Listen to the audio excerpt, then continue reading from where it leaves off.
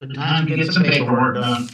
Yeah, make some last little fluffy things to. All right, well, we're all set, guys. So we'll call the meeting to order. This is October 17th. Our first item is an update to the board. This is from Chappaqua Crossing in terms of the East Village, 480 Bedford Road. This is the update regarding the completion of the Sawmill River interchange and where we are with that. So I guess, Greg, is that yours? Yes, it is. Okay. So my understanding is that the exchange is now working. The DOT's actually got the lights working and the lanes working. Yes, good evening, Mr. Chairman, members of the board, town staff. That is correct, Mr. Chairman. The MTA and DOT have coordinated the signal switchover. The new signals are live and the old signals have been removed. It is my understanding they're going to try to complete the pavement marking work later this week, weather pending. And there's also been a preliminary punch list generated, from the DOT.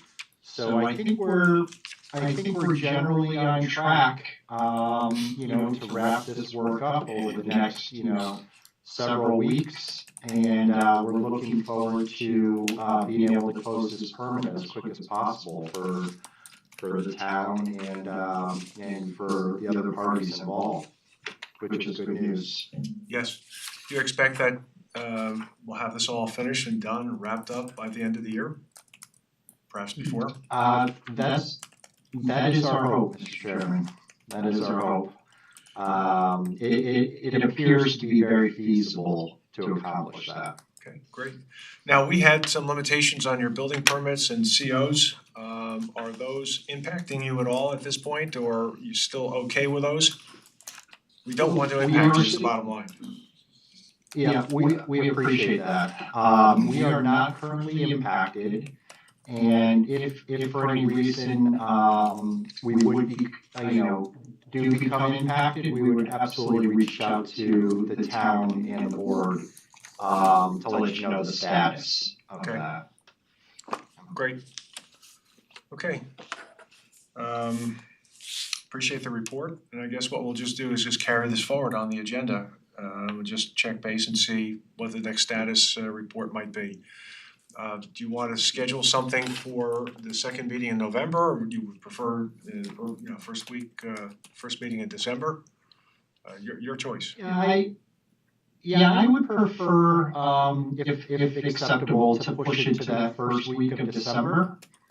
And if there's any developments in the meantime, we would absolutely share those with the board and staff. Terrific. Okay, appreciate it. Great. Okay, any questions or comments from board members or staff?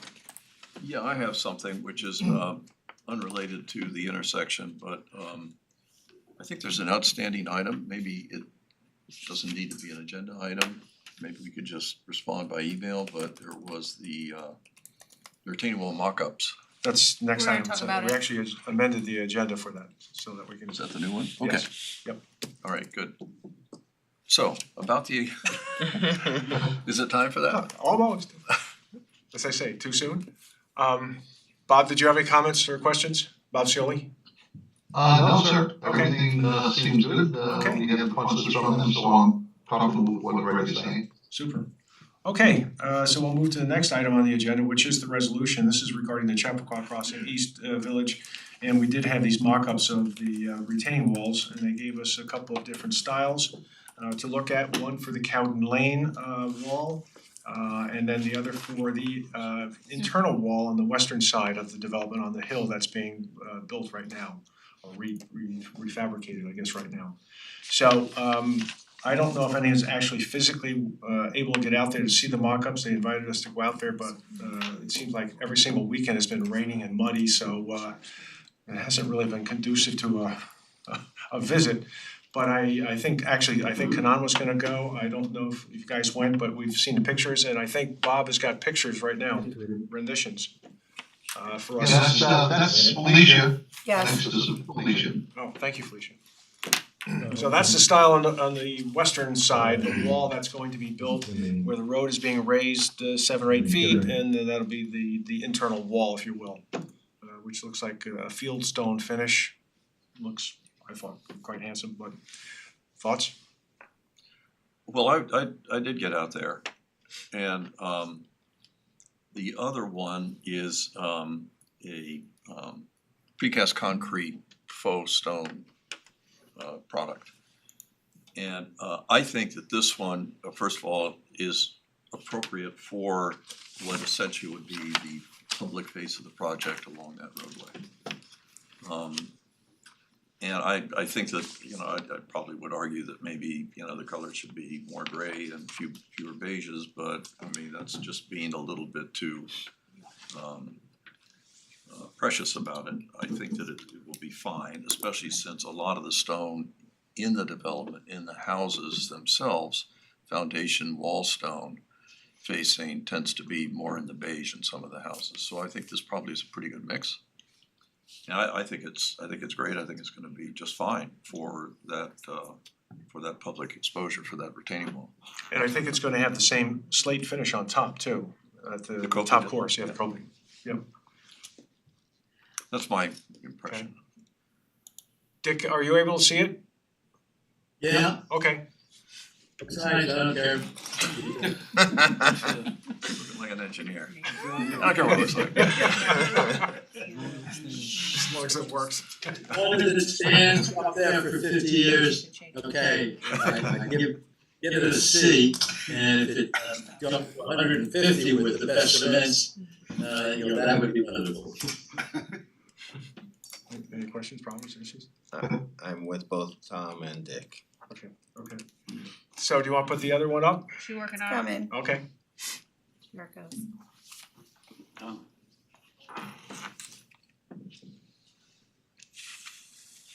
So this would be on the wall on the Cowden hillside to retain the soils there. I think the nearest home is 500 feet from this Yeah. wall. 400 and something. And we have all that vegetation now that used to be a wetland, but it's really grown in, so it's really going to be blocking that hill, if not immediately, certainly in the next year or two afterwards. Yeah, you'll get partial views. Yeah, so it's gonna be fairly invisible, but in any event, I thought the earth tones were fine with the grays that blend in with the soil and the hillside, but what do I know? I'm sorry, is it between those two walls or this is the other wall? This is The the other wall. Alright, this is, looks terrible. It's a beautiful photo, the sky looks nice, but I don't know, this doesn't look new. It looks like, I don't know. Again, I'm not a, I don't know, I defer to Tom, but I think this looks not nice. Well, I think it looks, I'm just not a fan of the product. Yeah. Just Maybe it's- generally the product, Yeah. and then the coloring of it is sort of, I don't care for the coloring of it either. The fact that it's dark is probably good because it's not quite as dark as it appears in this photograph Yeah. because you see. It just looks like this is after the fire. Yeah, That's what it looks like to me. and so this side of it's really in shade right now. So with the sun on, it's a little bit brighter and the colors are a little bit more contrast in terms of a lot of reds and browns in there and the darker blues and grays. I'm not a big fan of it, but I actually think that the specific colors, but I actually think the extent to which it's modeled like that will make it look more natural in the landscape. And it really is quite far away from the frontage of the homes. And there is a lot of sort of natural landscape between that. And I would expect over time, vegetation actually grow up at the base of this thing and have it disappear more into the landscape. So I wouldn't recommend this for a roadside application. Right. But for where it's gonna be, I think it's probably gonna be inoffensive and after a while, it'll be pretty much practically invisible. Cause it's very far away from homes and it's not gonna be, these walls are not that high there, I don't think. They get to be pretty high in some Do they? hills, yeah. They get- But did we require that these walls would be stepped? So that there was gonna be some vegetation every 8 feet or so, and then little setbacks like 3 or 4 feet where they could plant some vegetation? It seems to me that Andy proposed that and I think we thought it was a good idea. Doobie think so. Finch, yeah, I think so. So that will add even more, Yeah, know, you're not gonna see this after a while, and I think that will even accelerate its invisibility. yes. I actually commend Toll Brothers for going to the trouble to actually do this, because, you know, another application would just be a plain, you know, concrete retaining wall, cinder block retaining wall, but they're making an extra effort here to, you know, to upgrade it. Yep. And I appreciate that. Okay. Well, Dick, did you as long as it stands, it's okay? Yeah, sure. Yeah, I think the same way Dick's things, as long as we get the certifications and the build right, that's all I care about. Okay. All right. Well, we have a resolution in front of us that was drafted. It's a short one, and it's basically saying that we approve of these two stone versions for these two walls. So is there a motion to adopt the resolution? Motion. Second? Second. All in favor? Aye. Aye? Aye. Okay, so we're all set. Thank you. Okay, our next item is Greg Bewell. Our next Nick item, needed to vote on that, did he agree? He needed to vote on that. who did? Dick. Did you vote on that, Dick? Did you say aye? Yes. Okay, thank you. Our next item is a public hearing. This is on the Graves application. This is at 123 Random Farms Drive. This is an application for a site development plan approval to replace and expand the deck into the clearing and grading limit lines and the removal of a basketball court. We last heard this as an informal back in June. This is the first of the public hearing, so is there a motion to open the public hearing? Motion. Second? Second. All in favor? Aye. Aye. Okay, great.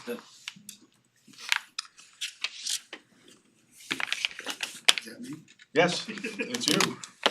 You're up. Since it was last June. Wally, can you take the Yeah, microphone, please? I'll do that in a sec. Thank you. Since it was back in June that we first presented this, I'm just gonna quickly go through the issue again. Two things. The proposed deck intrude was within the limit lines of the grading area. The second thing was that there was a basketball court in this area. Basketball could be removed, and we've modified the design so that this shows it better. There's a setback, and then there's the conservation limit. So in order to solve the problem of the conservation, we have calculated the amount of square footage, and it adds up to 268 square feet in the red area. That intrudes into the conservation area. The previous presentation, this walkway stairs was protruded in here, and we decided to put a curve on it so as to get it out of the setback. So that's tended to solve the problem of the new deck and where it's at.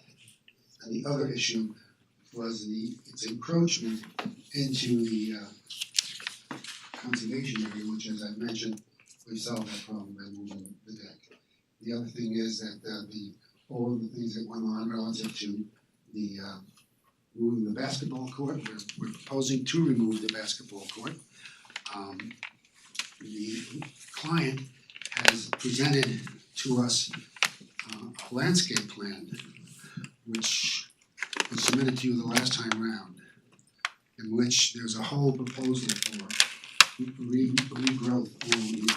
In addition to which, after the hurricane, which knocked out all of the trees here, he went back in and put in a whole bunch of trees at the tune of a couple $100,000. So he's obviously working in good faith, I think. The other issue had to do with the housekeeping issues that I call them. That Sabrina you had a difference of the lot area. We rectified that. Yeah, we did, we good? Yeah, Okay. we're good. Okay. So, in other words, all the items on A, B, C, D, and E are all resolved, I guess. To your satisfaction? It's a question. There's still some issues, All right, but I'll wait for the board. okay. So at the end of the day, now that you've amended the landing of the stairs Yeah. coming down, what is the total incursion in the 70-foot buffer? 268 square feet. And those basically those two triangles? Yeah, those areas, okay. For the deck in the house, there was some issue with the walkway, there was a walkway, The walkway's been removed, is being removed. all the the walkway to walkways. the- Yeah. It's the walkway here What about and the retaining wall. all that's being removed? And the removal of the basketball court is how many square feet? I don't remember, 6 by 4, about 2,400 square feet. 2,400. It wasn't a full court, it was a half court. Mhm. So, the rest of the issues, well, I'll just wait until Sabrina has a chance to say her thing, because I think that most of these things have been resolved, I think. That's up to you. Well, I can, Mr. Chairman, if you Sure, want me to. yes, please, if you would, yep. So the couple of remaining issues that I have with the project are building coverage. The building coverage on the site, the maximum permitted building coverage is 4,740 square feet. With the deck, we are looking at upwards of 6,530.5 square feet of building coverage. That requires a variance from the ZBA of 1,700 and 90.1 square feet of building coverage. So roughly 1,700 square feet, almost 1,800 square feet in building coverage. So they would need to go to the ZBA for a variance for that, cause they exceed the code requirement. In addition, development coverage, I know that you're removing a lot of things, but there's still an existing stone wall, I believe, on the plans that was not included in the development coverage calculations. So I would need you to resubmit that development coverage so we can see whether or not you're within the 9,787.54 or 44 square foot allowance. Okay. Okay, so that needs to be resubmitted, both the plan and the calculations worksheet.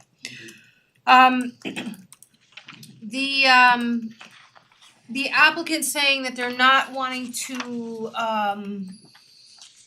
alter the clearing and grading limit line, that they just want approval to disturb it and use it without redrawing it.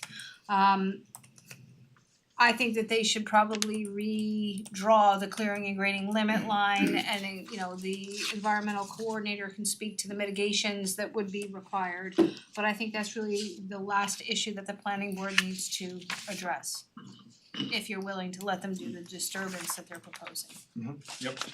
And that's the sum of my comments. As far as the variance, we obviously are gonna, pending your approval, we're gonna offer a variance. Right. Because we could tear the building down. Right, of course, yes. But to Sabrina's point, to the extent that you can give us the precise numbers and Yeah, that's figures, fine, once yeah. the sidewalks are pulled up, the walk is pulled up, et cetera. My understanding is that we're removing the basketball court, removing the retaining wall, removing the walkway, and that I thought there was another walkway that happened to be within the area, along the side of the house there. No, I mean, once you see what's on, which I walked, that's all of this right here, that's all it is, it's all being taken out. And it should be noted also, you've marked on the map down there, the incremental increase in the 70-foot buffer, but in fact, part of the building already, when it was built, it looks like the two corners were in the 70-foot No, buffer, Yeah. is that what I'm looking at? not the indoor survey. Just the deck?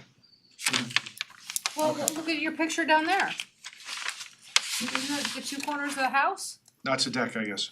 With the deck. Was that built, was that built with the house, the deck, is that the No, original deck? the deck, I think there's a blue the line. deck, when it was built, conformed.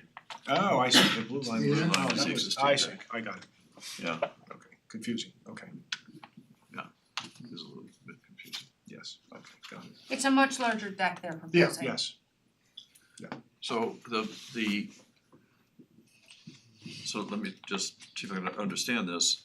In order, for the building coverage, you are non-conforming at right now, is that right? And in any event, you would have to go to the ZBA to get variance, get into conformance. Absolutely.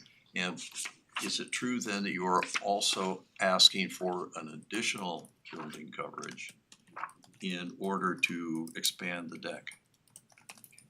I would have to say yes, because the deck is bigger than the previous deck, the house remains the same, so.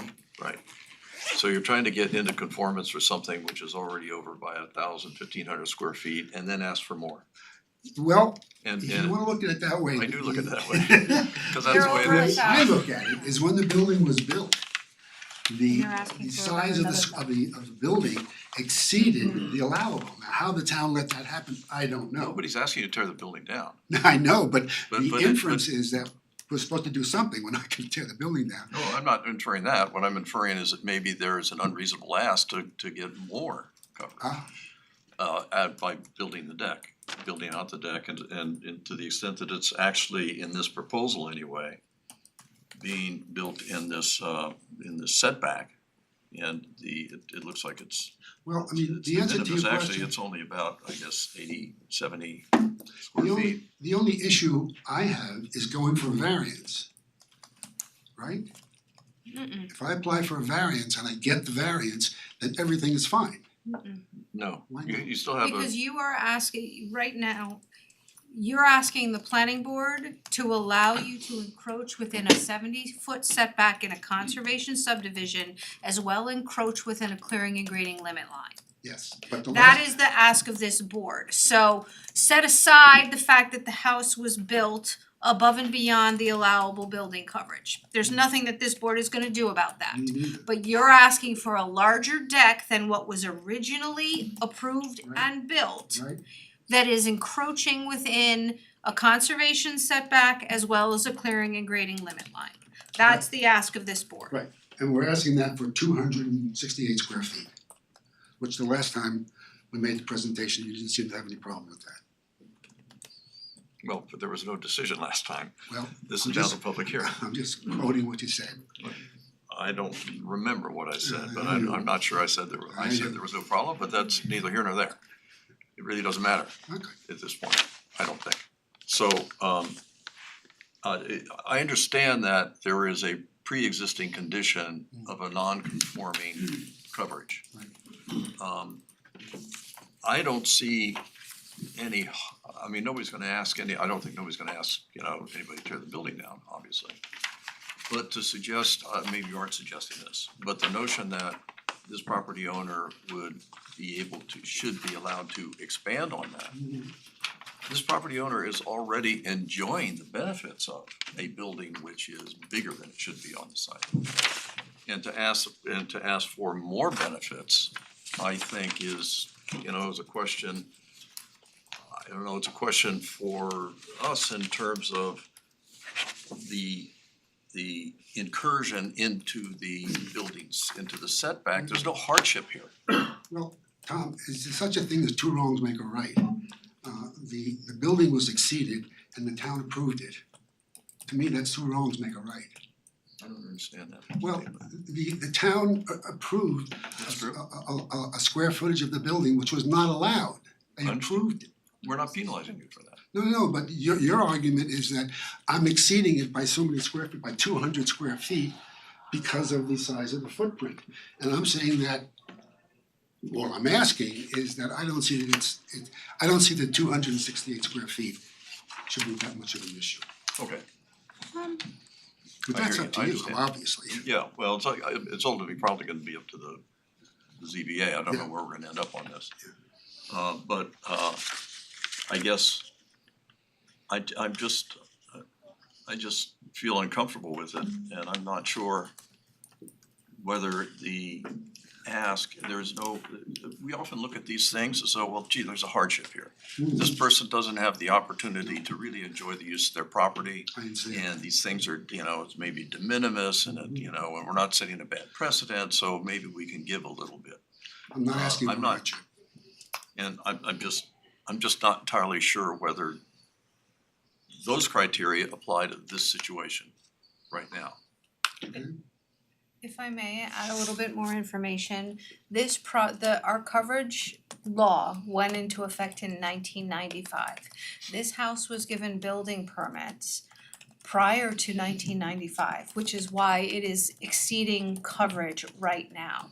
It's the fact that they're asking for more coverage that is then bringing this whole thing out of conformance with the coverage requirements. I think it's important for you to have that background Well, because I think I said you're that. saying, why did they allow it? We didn't have those laws at the time we Right. were Yes, but you're bringing it up.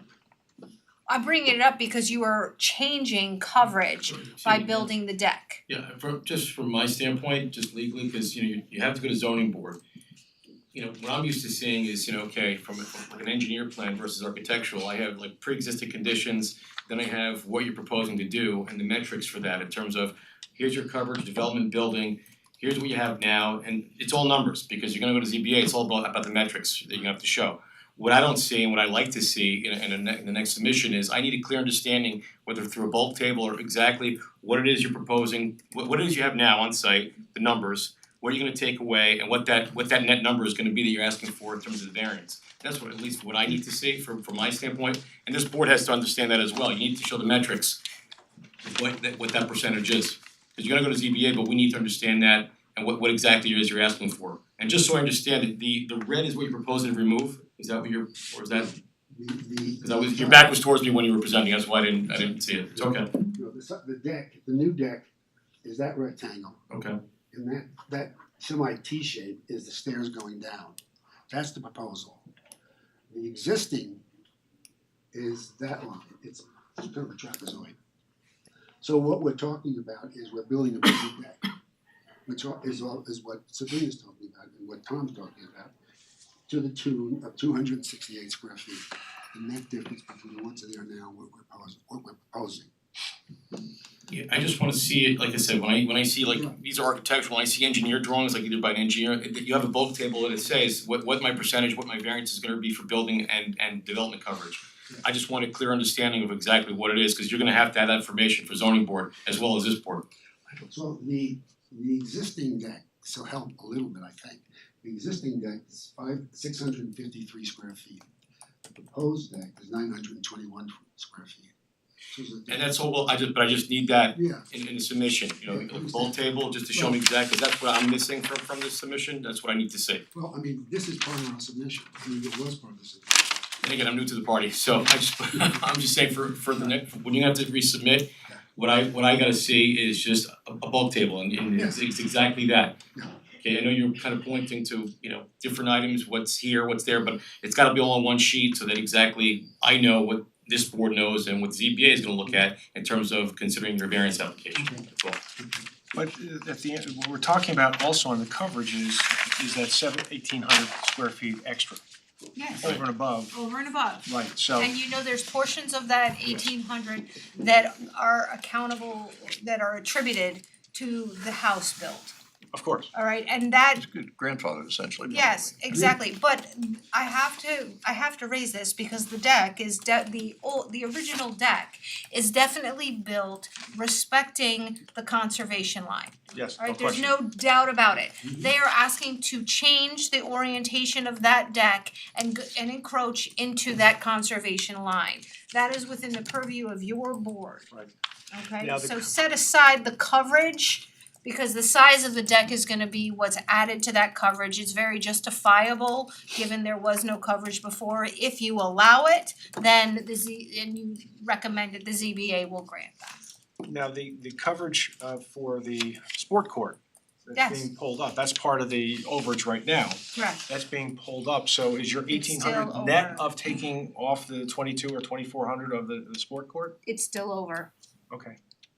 Do we know what that number is? How much we're over in the sport court? So Norm, I think that That's goes exactly, Mr. Chairman, is what I'm The saying. sport we court need to is see. development coverage. So we It is not building coverage. Okay, It is the building coverage right now that's over. I don't have all of the numbers for everything that constitute development coverage. we need that. Yes, he Can does. can I say something here? sure.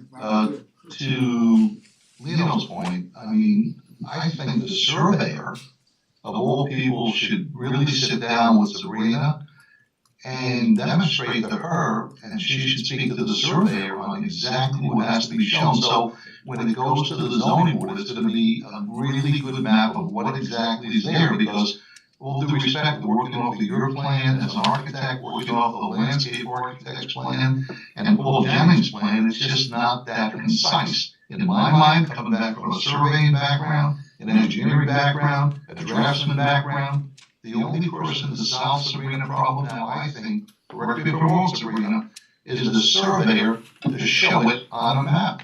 And I think Sabrina doesn't have all that information. Am I missing something, Sabrina? No, you're correct, Bob. And can I ask a question? It's, so there's the coverage question, development coverage, building coverage, but it sounds like that if this moves forward, that's a ZBA question? Correct. And the question really before us is this encroachment into the conservation easement, and of course, considering the coverage piece, because that's a secondary question that we have to sort, on some level, give an opinion on or a recommendation to the ZBA, but ultimately, the reason this is before us is because of the conservation easement encroachment, correct? Correct. And the clearing and grading limit. Yeah, Yes. there's two lines. There's the conservation easement because it is within a conservation subdivision and there was a buffer placed on the properties. The second is you had a clearing and grading limit line drawn on the property and this project is exceeding both. Right, the basketball court was completely within the clearing and grading limit, The right? basketball, yes, that is a sordid history, that basketball. And it's also in the buffer zone. And having it be removed is a very, very positive thing. Right, Well, yes, but we could require it to be removed. Yes, you I mean, can. this isn't, Yeah. Absolutely, okay, thank you. It's not necessarily a give, it's a. Correct. Well, in Thank the initial presentation, I'm not sure whether it was you guys or someone, I think Bob might have gone out there. The first thing that came up, before anything else would have happened, we gotta get rid of the basketball court before we even talk about the deck. So that was very clear Got it. to me when I came on board. Okay. Okay. So, Eldad, yes, that's what's before us. right, but just from a conservation easement, the initial question that sort of triggers this to come to us, what's the number of square feet that is proposed to be within the conservation easement? It's like Um, 49, Is this 42. 49 plus 89 and a half plus Yes, 22? Yes, that's the little. Okay, so that's like 150, 268 140? square feet, No, that's, No, That's the that's these three areas. no, it's And not, together. I think well, not those are according the- to the drawing. Say again? It's 80, it's 90 plus 22 plus 49. That's not 200. should be 161 or something. Maybe, okay, 160.5 possibly? yeah, that number rings a bell. Yeah, this is why we need this table with Yeah. the referring to a survey as of the reference document. Sabrina, question for you. This chart here is a zoning chart, does that help at all in terms of that answering the questions that you you? can see it. Okay. Yeah, I'm sure I reviewed these, Wally, when I reviewed this Yeah, and you have required existing proposed. What you don't, I have nothing to verify these numbers. What I said is you're missing calculation of a wall Uh-huh, and you need to include that. it's You don't tell it to me right No, now, wait, I'm no. gonna do anything with it. don't worry, I'm not going to, It's So- 128 square feet. Maybe, huh? Is that what it is? Wow. The wall is, there you go. Maybe we should, Right, I can't do anything with that number right now. maybe we should send this back to committee, as it were, and wait Well, we for need, these we things need to that be resolved. information, it's clear, but we should take the thoughts from Dennis and from Bob also, so that you have all the comments. So Bob, you wanna run through your comments? Sure, thank you, Chairman and members of the board. A lot of my comments coming from a draftsman of many years ago is really drafting items. And this has been in my memos since the first iteration. I think I'm on review number 3 now. And I've given you the site plan and I've given you the filed map. And I think with those 2 maps I had given you with comment 1, everything in its entirety, not just a little sketch by where the deck is of the 7-foot buffer area. It's really not a conservation easement, it's a buffer area. And the clearing and grading throughout the whole contiguous lot should be shown. I've given you the maps every time, but for some reason you don't show the whole thing. This all has to be memorialized on a map, because everything we're doing now, guys, Mr. Toscano, is gonna be memorialized in the future. And if it's not complete now, someone's gonna look at these maps 5 years from now, and we're not gonna know what we got. Bob, So please, can I ask a put question? everything on the map that I've given you. I've given you the 2 maps that were approved by the board in 1992. I gave you the subdivision map, which shows everything you need to show. And I recommend having a civil engineer do this, so that's number 1. Number 2 is just a minor item. The landscape architect labeled 2 drawings of the same number. I would recommend you call one L1, L2, gonna create all kinds of confusion. There's only Number 3, let me finish my comments first, please. Number 3, obviously you're disturbing about 9,200 square feet, you have to get the LOI from the DEC, just for erosion controls. And also too, I think Sabrina talked about it, everyone talked about it up to this point. You have to show the whole clearing and grading that was on the approved site plan that I had given you 3 times. That was approved by the board in 1992, revised in June 3rd, 1992. And you have to show the exact area that's gonna be modified based on the new improvements that you're putting there. And it's all gonna be looked at by the board, planning board, and they have to condone it. And that map's gotta be critical, and it's gotta be accurate, and it's gotta include the whole site, not just little piecemeal sections, because it's very difficult to try to figure out what you're doing if you don't have a complete map. I don't Which shows what was there in 92 and what you wanna do now, because that's gonna be the genesis of the whole declaration, and it's gonna be the genesis of the new map of the amended clearing and grading line, which you're gonna need, because I think the architect, someone stated that they're not gonna change it, but it has to be changed because you're encroaching into it. So that's number 4. And number 5 is really just a typo. It seems to me you show 57 feet on one of your maps. It should be 60. It looks like it is 60, but it's just a typo. And then number 6, I just had some comments on your architectural plan drawing. Stressing out that this map has to be done, which is very clear and concise and very accurate as well, which shows everything that the board needs to see and everything that Sabrina needs to see all on one map. Because we can't be looking at 3 or 4 or 5 different maps, and each one of those need to correlate to each other, and it's gonna be very, very difficult to have one approved plan when you have all these different types of plans done by different disciplines that don't correlate, so.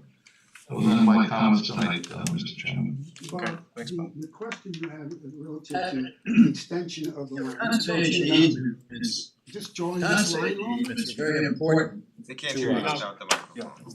Hang on, Dick is talking, we'll bring that on. Excuse me, I'm sorry. Dick has some comments. Dick, you wanna go ahead? Yes.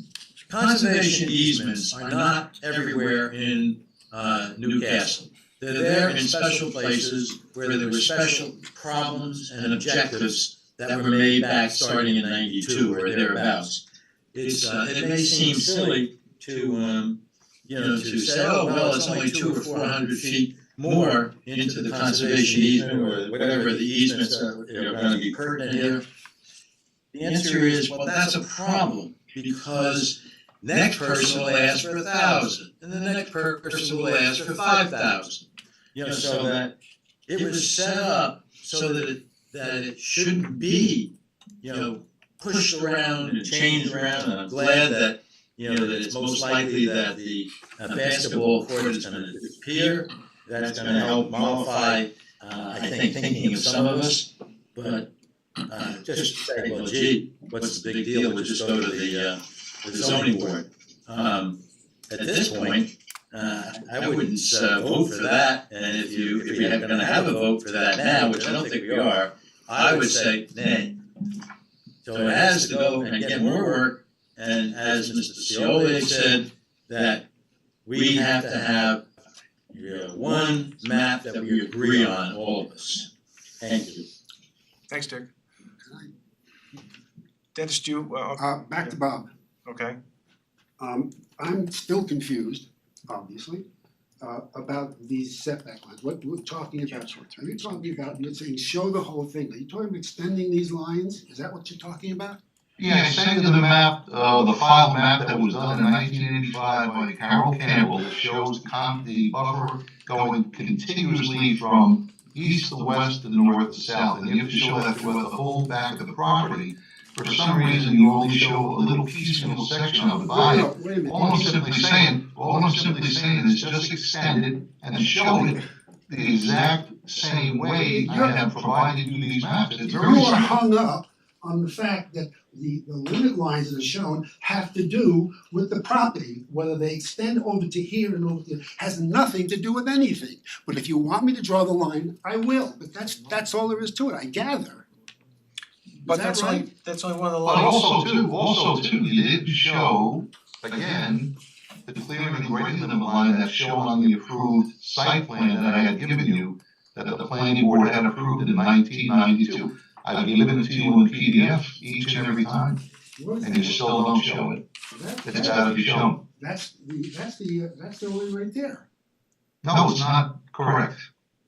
Can I make I don't wanna go over the details now. If you wanna meet with me, Yeah, in I'm the trying to, conference I'd room, love to. now's not the time. Now's not the time to debate this. Meet with me this week, and I'll go over it with you in more detail. Yes, I've tried, Bob, but in all honesty, you've kind of given me sort of little curtsy answers.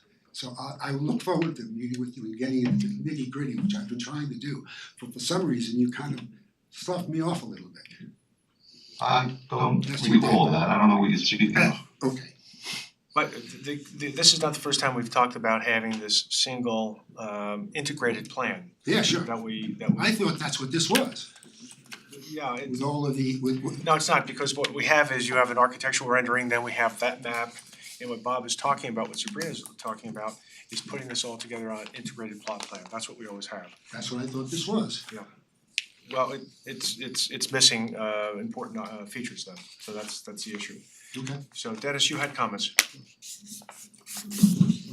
Thank you, Mr. Chairman.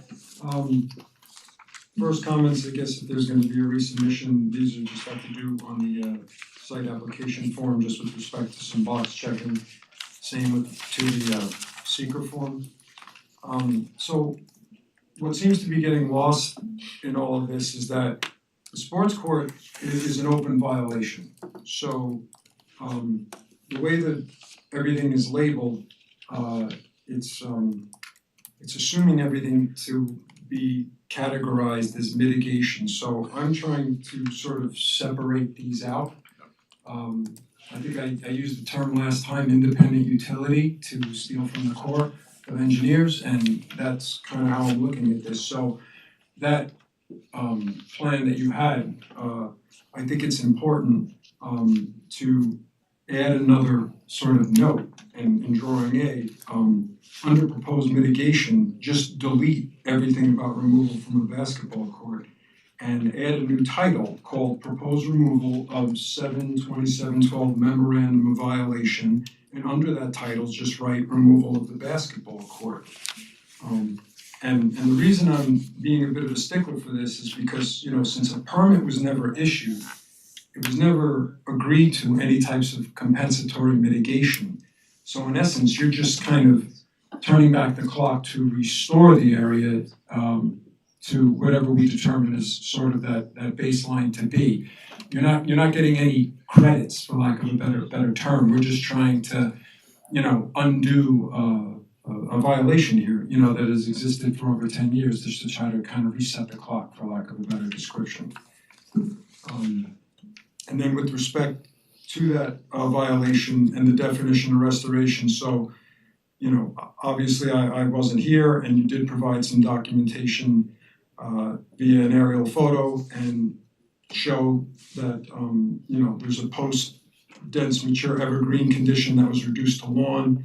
For the baseline of restoration, because of the consequences of a hurricane resulting in the removal of those evergreens that were sort of in that central part of the property.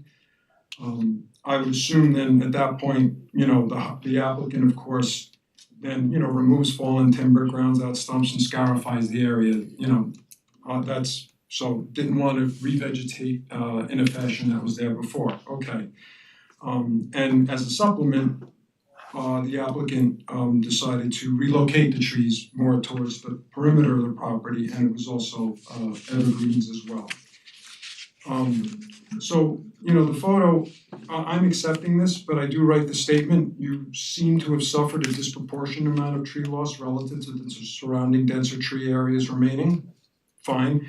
If the planning board is inclined to accept this situation, this targeted situation as the baseline for restoration, then I have no further comments that you're just gonna restore the area to lawn. That's fine. That to me takes care of, let's say, the category of restoration. Now with respect to the wetlands, and I'm looking at the buffer, so the delineation and the mitigation planting plan, there's also a proposal on the table over an approximate 1,400 square foot area to revegetate near or adjacent to a stream with mostly woody shrub dominated plantings, within this herb understory. If we were to just consider that as sort of compensation for this 160.5 square foot deck encroachment to the conservation easement, well, okay, fine, that would obviously more than compensate for that. But I do feel that, even though you're restoring the basketball court, you're restoring it to lawn, which, obviously functionally in the buffer is very low in quality for turf cover. So it is acceptable to consider some of that 1,400 square foot of mitigation for not only if you want to satisfy it from a conservation perspective for the deck, but actual for the wetlands buffer impact, which is basically reestablishing 1,975 square feet of lawn where, prior to the hurricane, obviously that conservation easement served in a much different capacity and had a higher value to the to not only the wetland buffer but to the yard. So it's being a little, I am kind of parsing this out because otherwise, if you were to consider just removing the court and restoring it as mitigation, then you've kind of created an avenue to just, well, why go ahead and get permits? Let's just keep this as long as we can, and then we'll restore it, we'll get mitigation credits. So that was mostly the purpose of, my memo, because I just felt like things were getting conflated and I was kind of getting wrapped around the axle myself. Could I ask a question? Can I say something? Just one moment, please. I have a question for just one moment. I have a question for Dennis. On the subject of restoration / mitigation, where the court is to be removed. Wouldn't just leaving it alone cause its natural restoration?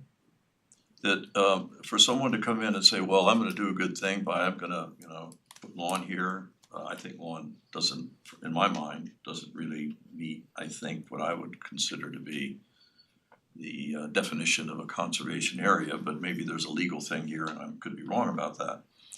But getting credit for putting lawn down to get like green back there, that would happen naturally anyway.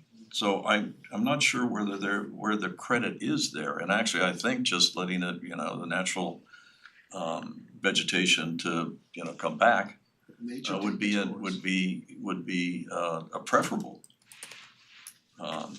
mitigation, so to speak. Now, I'm not sure that mitigation that word should even be applied here. Correct. Right. Right, I'm with you on that. And yeah, I mean, lawn is green pavement, it's kind of how I refer to it. Obviously, it's better than pavement, but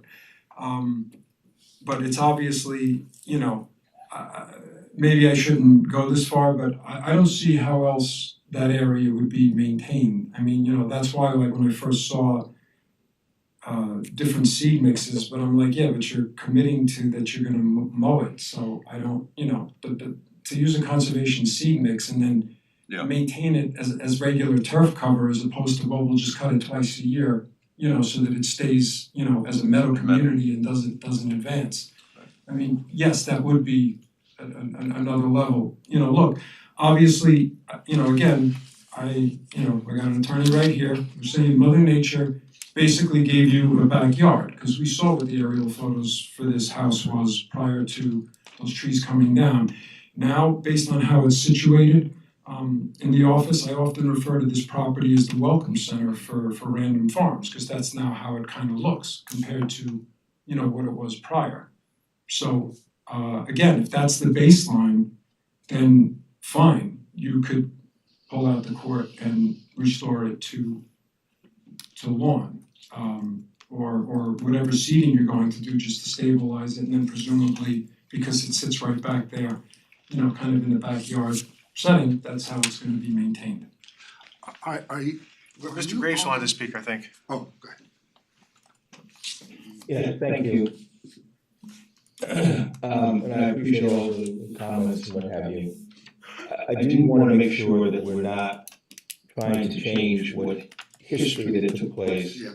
and what we have done to, there was a violation. I understand that, and I'm gonna come back to address that. But I don't want to minimize, like we decided we were gonna clear out things and create a backyard. That is not what happened. Mother Nature created this backyard because we lost literally 40 white pine trees that were back there. We had to remove them off the house, we had to remove them off the fences, we spent hundreds of thousands of dollars to bring it back to something that looks like it in fact has a mitigation, if you will, between the street and what have you. There is total coverage. I've spent a few $100,000 on landscaping, putting up 20-foot and 30-foot trees to try to restore that. No credit has been even talked about that or discussed in any way, shape, or form. The basketball court, which is a violation, and you guys said it, and I don't know if the gentleman, I'm pointing to the far left, the gentleman who's in the left of the three of you there, mentioned the last time that he doesn't understand why we're conflating these two issues, the basketball court and the deck, and the basketball court being a violation. And said, why can't you just treat these separately and get rid of the basketball court and do what you said you were going to do? Ladies and gentlemen, the basketball court, because I took away from that, I said, you all said, construction had to stop on the deck, and it did. I have removed the basketball court. I have removed the retaining wall. I have removed all of the steps, the walkway. There is nothing there now. Absolutely, positively nothing.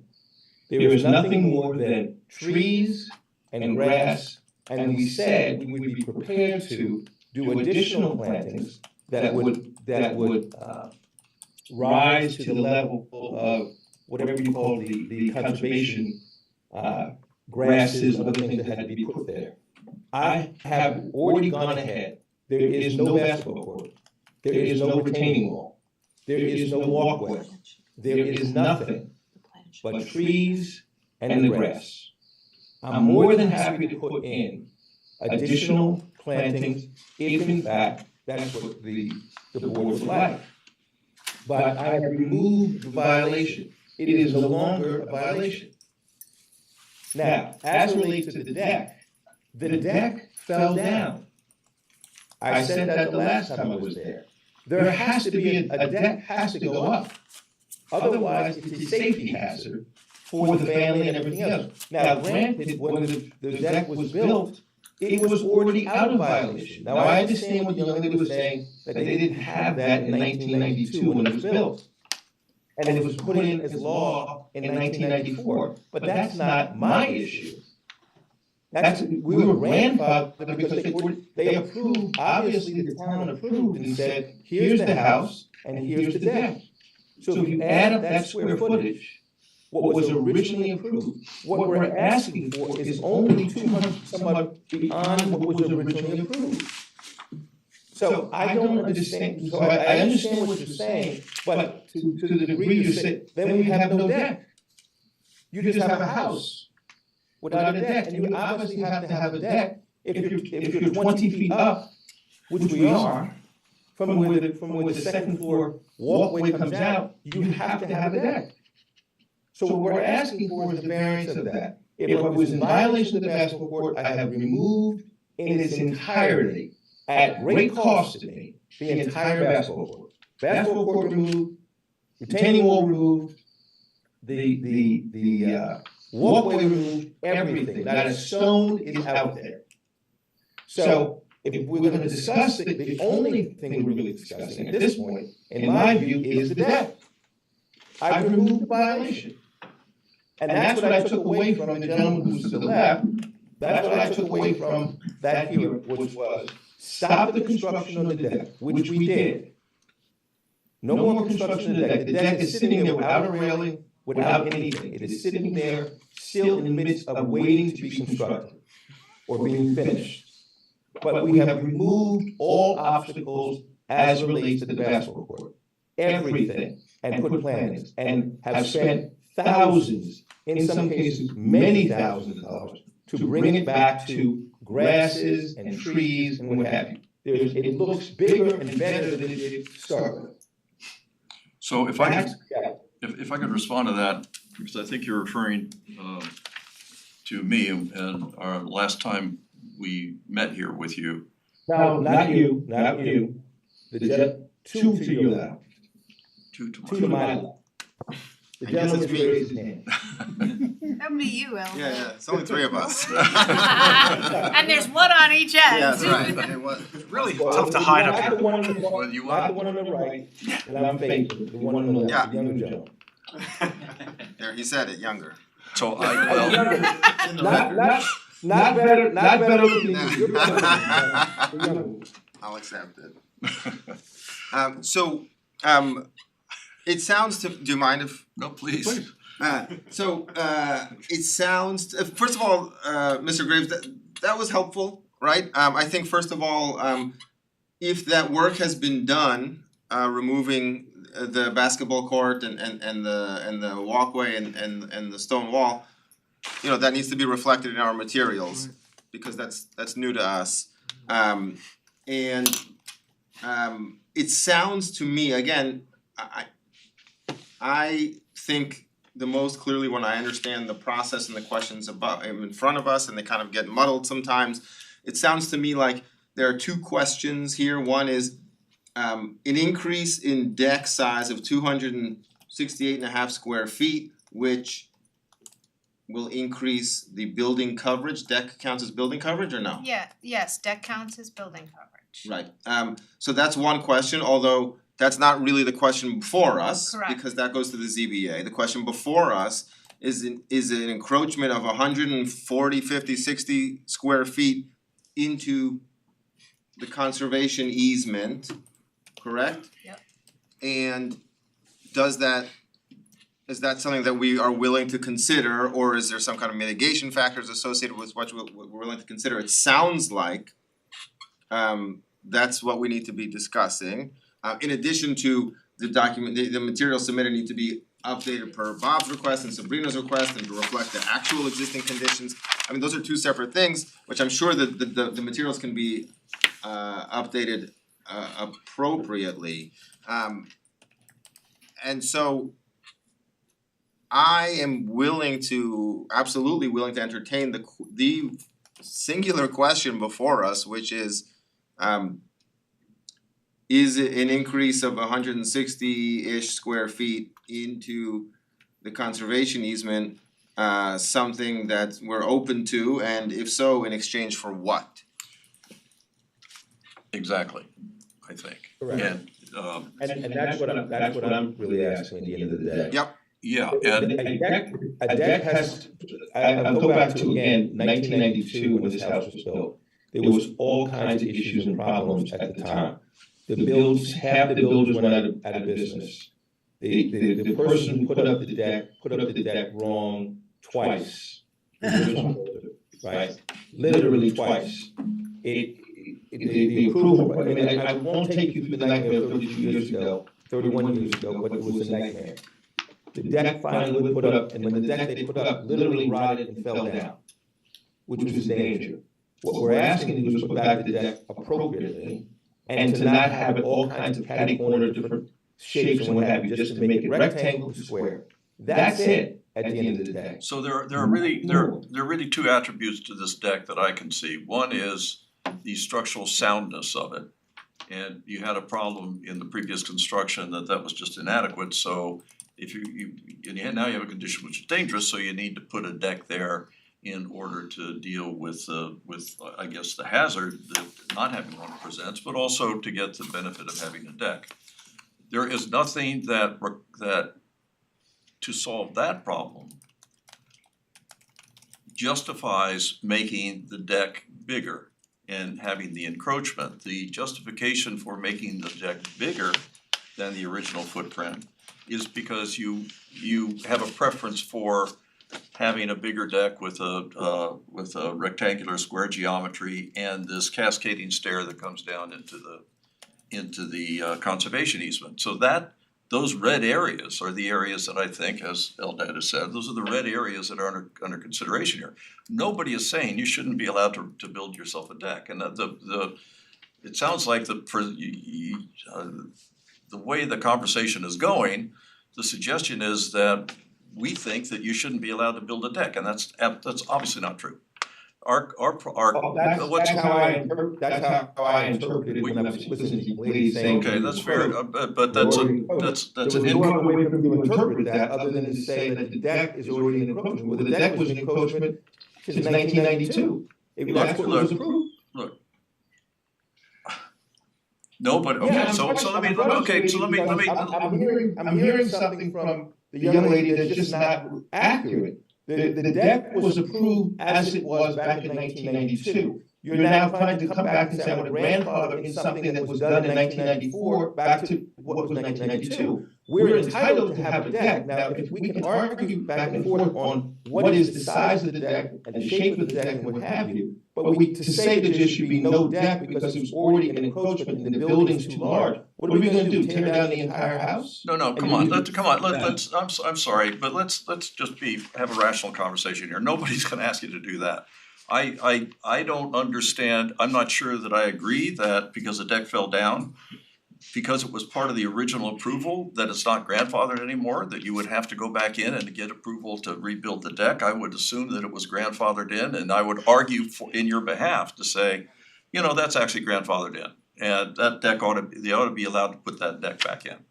That's my feeling about that. We have attorneys here who can interpret it. I'm sorry, can I please finish?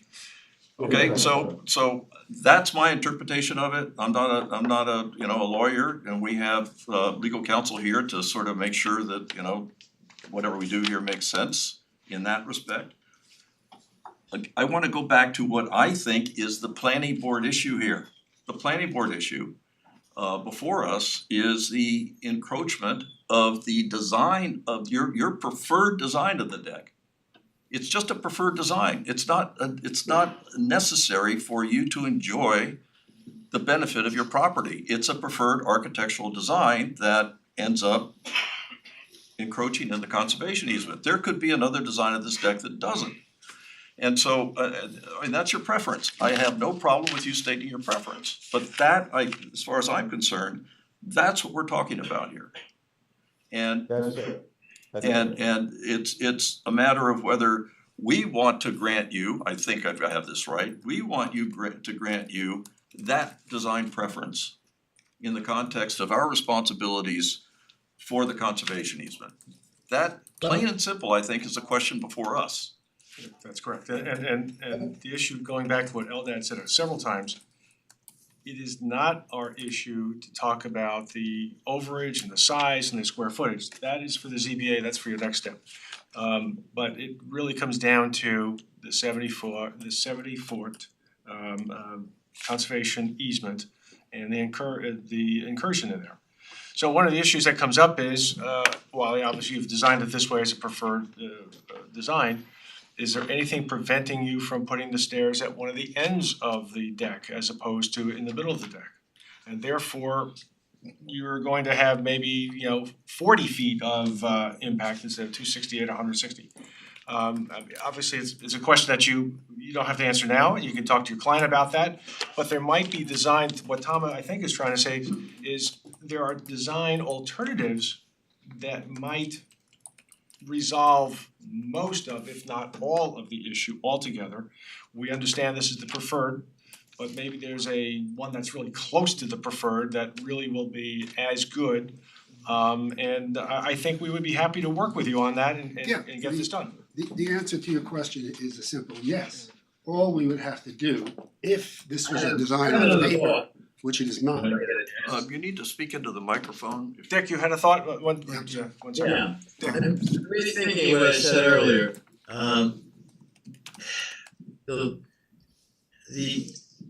line we're talking about, do we have any way that we could change that line? Which line? And in essence, the applicant has said, well, he's put a lot of extra vegetation, not just where the trees fell down, but in other places. And if there's a way to make the conservation bigger and maybe go 2 for 1, if you want 168, then we need 320 whatever. A 2 to 1, something like that, to say, okay, you can live with it as long as the ZBA says there's nothing wrong with it. Are you talking about a trade-off between doing more planting as opposed and in exchange for getting the approved size of the deck? Is that what you're saying? I think he's also saying maybe is it possible legally to change the buffer line at this point, How do you? right, Dick? And I don't know how that. That was established, I'm assuming, way back when. Way back, Yes. That would be, that would be a disaster, well, that'd be a disaster, it might be the legal sort of, disaster. like, It might be a really big. might take a while. Yeah, it might be. We're not going there. Longer than you We want. don't wanna Sure, mess that's- with that. But I mean, if again, we know that you have to come back for some of these, the documents. So, Yeah, but wait a minute, let me stop you right there. okay, What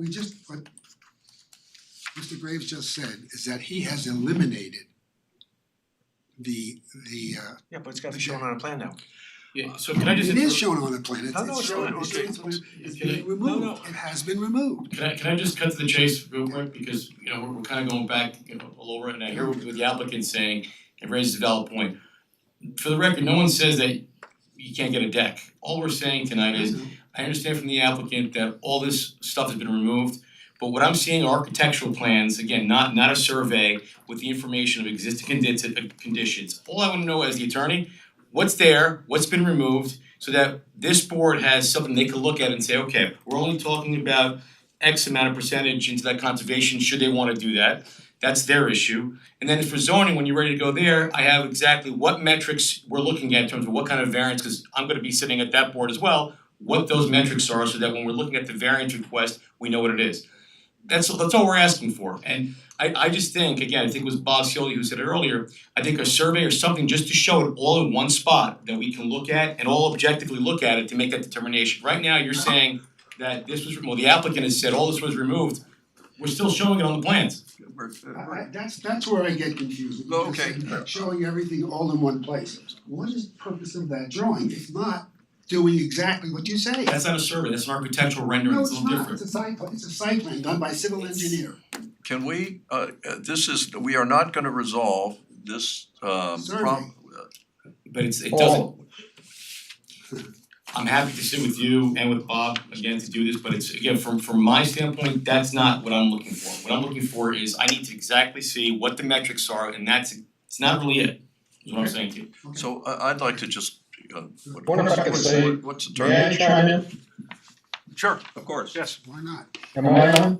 Yeah, Yes. who are you? You have to identify yourself. Yeah, I'd be happy to. My name's Paul Janik. I was here for Earl.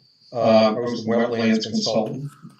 And it's been a very interesting discussion tonight.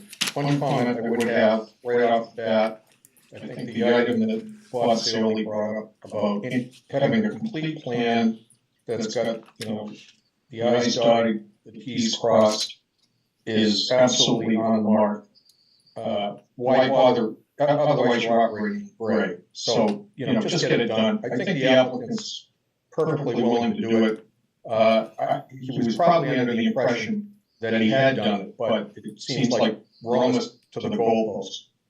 But that being said, there's been a lot of discussion about and the reason why I like to talk is a lot of discussion about the buffer area, the sacred buffer area. And I remember at the last meeting, I kind of was asking the town council about, what exactly could you do and could not do on it. And I got one or two word answers, but nothing I could really sink my teeth into.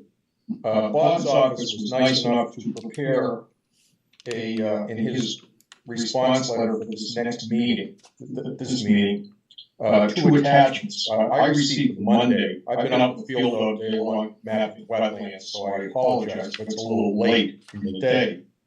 But I took the time to take the second attachment that Bob had, which is the Random Farms subdivision plat, prepared by, I believe Harold Campbell. God rest his soul. And if you could just bear with me, I'd like to just show you, put this on the screen. And what I did was, I took the, can you all see it? Yeah. So this is the plat of Random Farms, prepared 1992 or somewhere around there.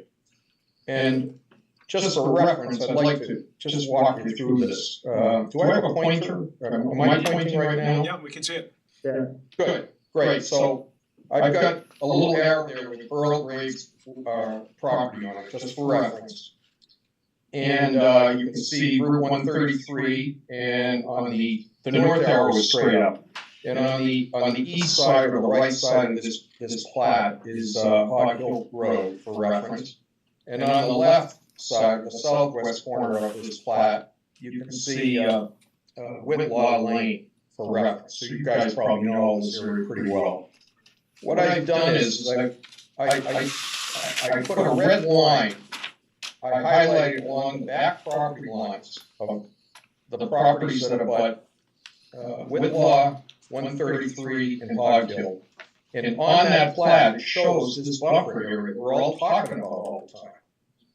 And what I did was I overlaid the map, the tax maps, with the Westchester County Planning aerial photos. 2021 is the publication date of those photos. And on that, you have a menu where you can actually take a property line and measure distance perpendicular to that back property line. And what I did was I did a little exercise here. I went on all those properties that are in that buffer area, including Earl's, and I was clearly able to see on it the backyard limits, where they were. And I took from the back property line and I measured normal to the back property line of each one of those properties that I just shown on here, where the edge of the lawn was. And I wrote on that in red, as you see, each one of those property lines, the distance from the property line back up to where the lawn was. And just to get to the chase, I shaded in yellow all of the properties where encroachment of lawn is well within this, quote, buffer area. This is 2021, guys, lawn area. And, this isn't exactly surveying, but it's not bad. And just to walk you through it, I'm gonna go from left to right across here, and I'm just gonna read out the numbers of the yellow shaded properties where people, residents living there now, have a lawn area that encroaches into the buffer area. And the number that I'm gonna call out is the distance from the back property line to that lawn area. So the first one, going from left to right, is 22 feet. The next one that's encroached is 49 feet. The next one is 60 feet. The next one is 59. And the next one, which is right at the bend of the road where 133 and Whitwater is 35 feet. Now we're gonna head along to the right on Route 133. This next guy is 24 feet. His lawn encroaches. Excuse me, his lawn is from to the back property line. The next guy is Earl. Earl's, I've got about 20 feet. The next guy, his next door neighbor is 17 feet. His lawn encroaches, all right? The next guy up, and the last one is 25 feet. So all of those lots back there, I counted 9 properties where the back yards have been encroached. In some cases, almost 20 feet to the back property lines in the buffer area. So I have to ask myself, if this is so bloody sacred, the town is either A, looking the other way, or has no power of enforcement on maintaining this, and has never bothered to. Because this is a bad batting average, in my opinion. Now, I cannot speak for any of these property owners, what they did or did not do, the circumstances, but I'm just telling you what I saw on the 2021 aerial photos. And I think it's rather interesting, and I do think it is relevant to Mr. Graves' situation. He's not alone here. I assure you, one neighbor's 17 feet, all right, left between the back of his lawn and the back property wall. Okay, These are all so substantial encroachments, and I think it's something that you should take into account. And that's it. okay, thank you. So that actually begs the question, why should we have any restrictions? Why should those numbers might just as well be 0. I mean, those numbers might as well be lawn all the way up to the property line. If their Well, suggestion, I I'm sorry, don't- if your suggestion is that there is no enforcement power, or there is no enforcement desire, I guess your suggestion is that we really don't need the protections, that we want That to is just my go. suggestion at all. Okay, so what is your suggestion? I'm just saying that in Brandon Farms, whatever was established was not well established. I mean, Okay. oftentimes when people put conservation areas or any kind of thing in many towns, they have some physical feature that's there that you can demarcate it. And from when you start the clock. You never, I mean, in reality, you can't go onto people's property and police. That, I understand that. But the fact of the matter is, I look at the maps here that were done in 1992, and yes, there's a line on here, but there's nothing there demarcating it physically and Okay. out in the site. I got That it. you could come out to later and check on. But the difference between those neighbors What's the point? and the applicant before us is the applicant is before us. And if those other neighbors were before us, we'd ask the same question of them. Just Yeah, because but I all the think all the relevant. neighbors are also in violation of a town rule, you know, I don't know, it sounds actually like, Absolutely, but I it think sounds like the I think logic my there's kid no- thinks, right? Everyone else is staying up late, why can't I? Yeah. That's not what I'm saying, I'm just saying, look at the neighborhood though. Okay, we Obviously, the town has not done a good job of enforcement of okay, this so lot area. okay, so that's fine, I'm sorry, Very obvious. okay, that everything you said is true. I don't see that as being dispositive to the question in front of us. It has nothing to do with the question in front of us, I think.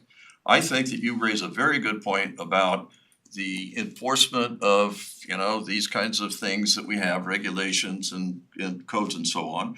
That maybe your comment doesn't go to us, it goes to the town board. They are the people who enforce these things. we're presented with this particular situation right now in front of us and trying to figure out what to do. I will tell you that when we do clearing and grading limit lines, we actually habitually require that monuments be put in the ground to demarcate that line for the current property owner and future property owners. Clearly, that wasn't done here, and maybe it should be something that is done now or is done in the future. I got it. None of that actually helps us, as far as I'm concerned, with the question before us. I think the question before us, to me, I would like to try and advance the real issue here, which I don't think is a clearing and grading limit line yet. I don't really understand that yet, cause I don't have a drawing that helps me understand that. But the encroachment into the conservation area, I don't think that I need any more documentation to understand that. And I'm not saying that we should vote on that now, but because we don't have the documentation that allows us to vote on that. But I just wonder if it's not if this is something we can just discuss and give the applicant, maybe some guidelines or direction here. I wonder if there shouldn't be some consideration, to the history, but more importantly, not just the history of the property, but the history of the applicant's energies in doing what he can to restore the property, to provide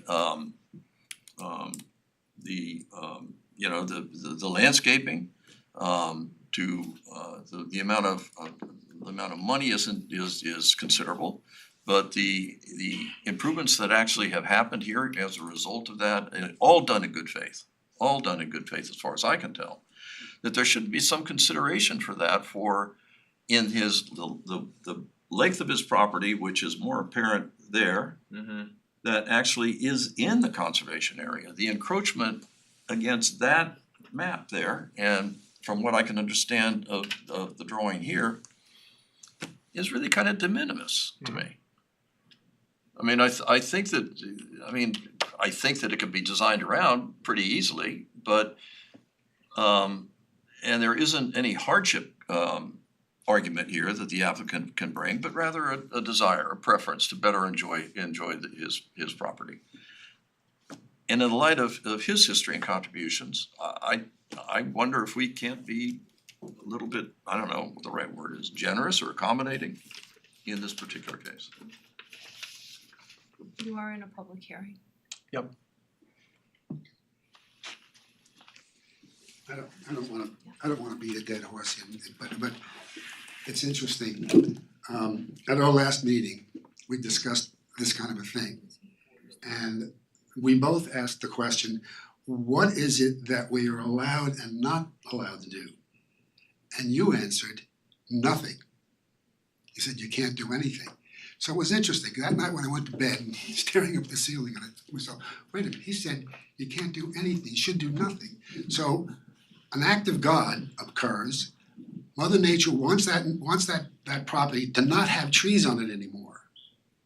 That's what the nature of it is. Why are you looking at me funny? Well, I don't know where you're going with this. Well, I'm just saying that it doesn't seem to make any sense as to why we're going through all of this, when in point of fact, if we didn't have to do anything, because that's what the town is saying it to us, why are we going through all of this? The town is not saying that you don't have to do anything. If I may. Because there is a law that says that you can't do anything, you can't do this without the discretionary approval of this board. There is a law, you can't do it. If I may just redirect here a moment, Thank Mr. you. Curley had offered up something. I would like to hear from the rest of the planning board to see if we could get you out of this stalemate that we seem to be in tonight.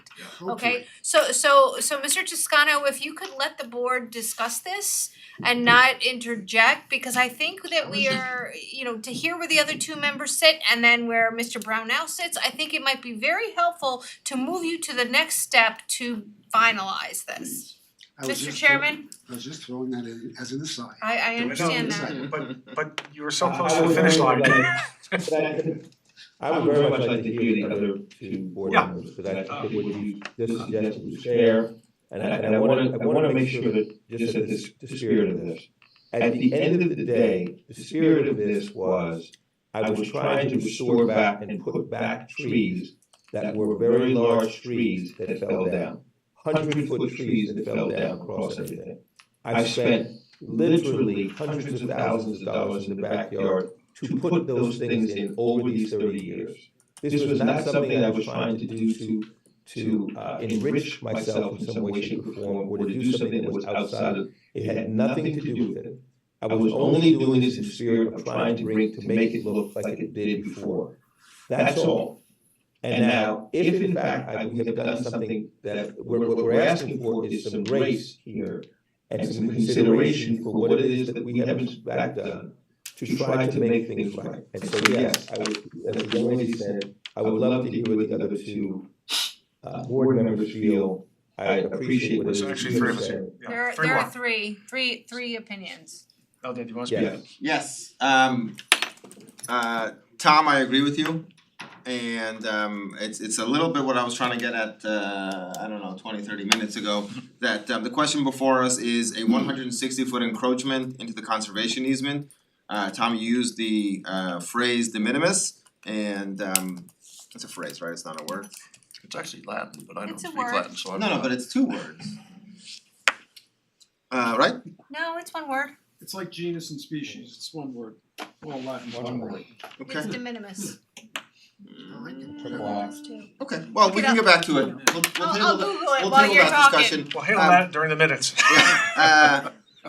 You used the word or phrase de minimis, and I agree. We're talking about 160 square feet. Really, there are 2 questions here. Is there a potential redesign of the deck so as to minimize what goes into the conservation easement, or is what Dick was suggesting is there some kind of mitigation for the 160 square feet into the conservation easement? I understand the history here. I think there's some relevance to the history. And I completely agree that it sounds like all the work that was done was in good faith. I am not afraid of, I completely understand the desire for a rectangular geometry of a deck and a beautification of one's home. 160 square feet into the conservation easement does not scare me if we feel there is some sort of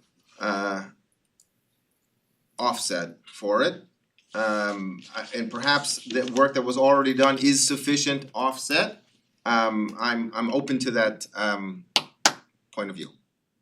Okay, Dick, thoughts? That sounds good. As long as it doesn't fall down. Right. I admire your brevity. Well, I agree, and the issue also is not so much the square footage as when you look at the actual incursion, because the square footage is more of the ZBA issue. The actual incursion, if you look at the actual distance, it's perhaps, on the corners, 10 feet, maybe. And then the staircase that's being proposed is perhaps 7 feet. So again, not only is the square footage de minimis, but I think the actual, what we're talking about is distance, from the backyard to the sit-off point.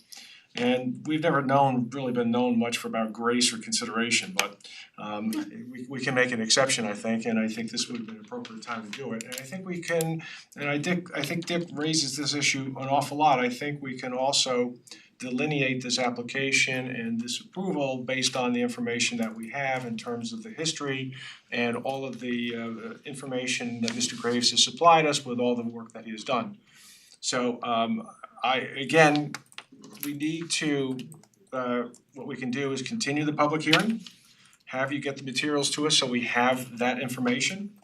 But relying on you getting that to us, we can also ask staff to draw up a resolution so that you're done next time, provided you have your meeting with Bob, understand what Bob needs and what Sabrina needs, and get this thing finished. So,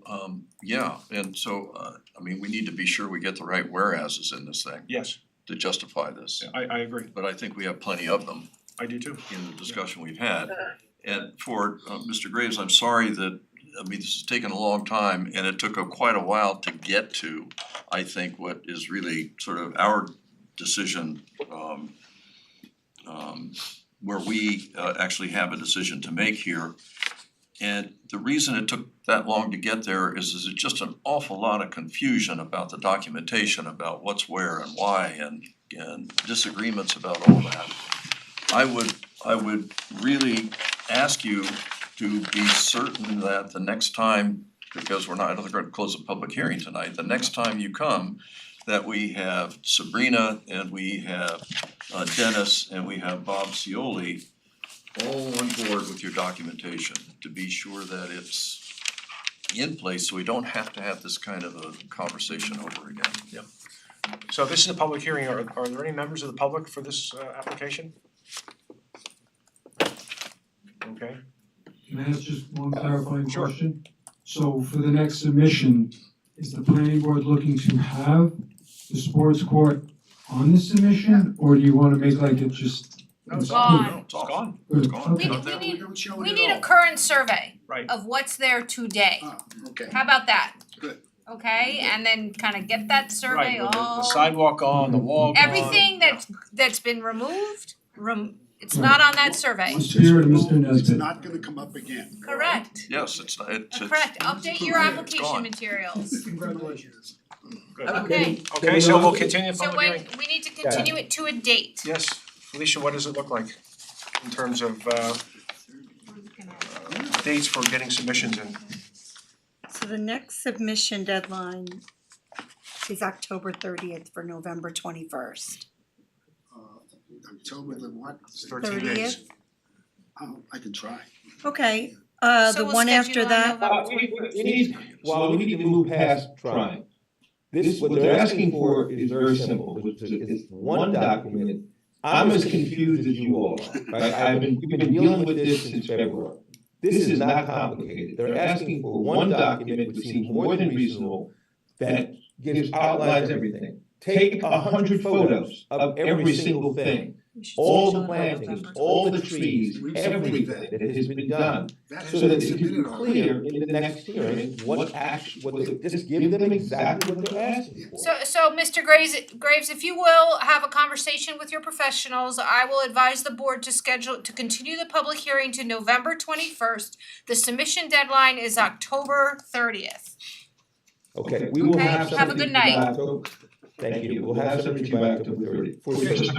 Can I say something to Sabrina, Mr. Ray, I'd like to sit down with your surveyor, and I think the surveyor would be the best gentleman to provide a map which shows everything. The clearing and grading, the buffer, what's there, what's not there, all the coverage, and I think that would be one map that we could probably use to memorialize everything. And I would add that to be specific about how much new stuff has been added above and beyond. After the hurricane knocked down everything, and that was replanted, and I think I understood that another area was planted more heavily. So that would help me. Well, would you want like the edge of that planting or the individual plants? In other words, the edge of the lawn, is that what you'd like to see on that? Is that for Dennis? I'd be for Dennis on that. So, right, I mean, that would be more productive. sure, and I did make a statement, in support of, I did say the applicant has since added evergreen trees to the perimeter of the property in part to supplement the botanical losses incurred, and that was in reference to the hurricane. So if you wanna, sort of document what Mr. Graves was saying, that over time, we've kind of just did, a switcheroo, so to speak, like, the net loss is not a net loss, it's just that things have been relocated. I think maybe that kind of just checks the box and makes everything go away. Okay, Paul, the drawing that you submitted, can you hear me, Paul? Paul, can you hear me? Yes, I can, you're talking to me, Yeah, the drawing that I have here is the site plan that you proposed, and on it, you showed all of the existing. Can we just, I mean, if you guys are talking to each other, do it. Then- Yeah, I mean, Outside of the, we can do that off camera. Yeah, that's- Very good. I don't wanna waste the board's time. Thank you. Now, why don't Dennis, you and I, and the survey people, so we get all on the same page. Yeah, Good. I think that's You don't need to waste everyone's time here. Okay. absolutely. You technical, Thank you. technical. So we'll see you on the 21st of November and material in October 30th. Great. Right. Okay, thank you. Thank you very much. Okay, we move to our next item. This is an informal appearance Thank before the you. board. This is the Bakken Capital Demure, 1015 Hartsville Road. This is an application for a site development plan approval, wetland permit, tree removal permit, stormwater management, and erosion and sedimentation control for construction of a single-family residence. Welcome back. Good evening, Chairman, members of the board. Do you wanna wait for Sabrina and then have this one, Dennis, or? Did she go into the meeting? Lino, did she go next door? No, she's right there, I see her, she's right outside. I think you want to confirm that de minimis is 2 words. It is. It is. We confirmed. Okay, good. 2 words. Good. Thank you. Wait for you. Really? Sorry, That's a first. that is a first, I'm so shocked. You guys are being nice to me tonight. Well, he's such a gentleman. I mean, You think I'm gonna make a difference here? Absolutely. Don't forget the alternatives, absolutely. Brad, before you start, just real quick on the prior application, I'm not sure, cause I know procedurally, did you make the motion, cause I was not here to, Continue it Continue it, until, yes. yes. you did? No, we just didn't continue, make a okay. motion to continue, we just continued the Okay, the Some We board should have made a motion. make the motion to continue it, some We board. were supposed to make a motion to continue, but we didn't. Okay, so we if were you, really worn down by the applicant. so if you could just make that motion, just, so to continue that public hearing, the prior for the November various- 21st, yep. Yep. Do we might wanna make that motion? And combined it with the direction to staff to drop the draft of the resolution. Correct. Motion. Second, Second. all in favor? Aye. Aye, Aye. Thank you, sorry about that, we do our best work when the applicants leave. thank you. You go. Ah, not so fast. Nice try. Some Go applicants. down. Just run for it. Alright, so good evening, for the record, Brad Schwartz from Zarin Steinmetz, on behalf of Bach Capital, the owner of 1015 Hartscrabble Road. Just to introduce the team, Douglas DeBoer, the site owner, his development partner and architect, Reja Bach, Pete Gregory, who you know, the project engineer. On the screen is Steve Coleman, our wetland consultant, and my associate Jacqueline Cohen, who's been assisting me on this application. So for the sake of brevity, I'm gonna cut short my planned opening. Douglas DeBoer, again, the owner, wanted to say some opening remarks. I may just circle in behind him just to sort of fill in the gap, but I'm gonna hand the mic right to Douglas and let's get this thing going. Let's put it on there. Bring it down to short people height. Does that work? Alright, good evening. Douglas DeBoer, I'm the owner of 1015 Hartscrabble. I am an individual, I'm not a large corporation. I purchased the property from Reja Bach, and purchased that in March of 2021.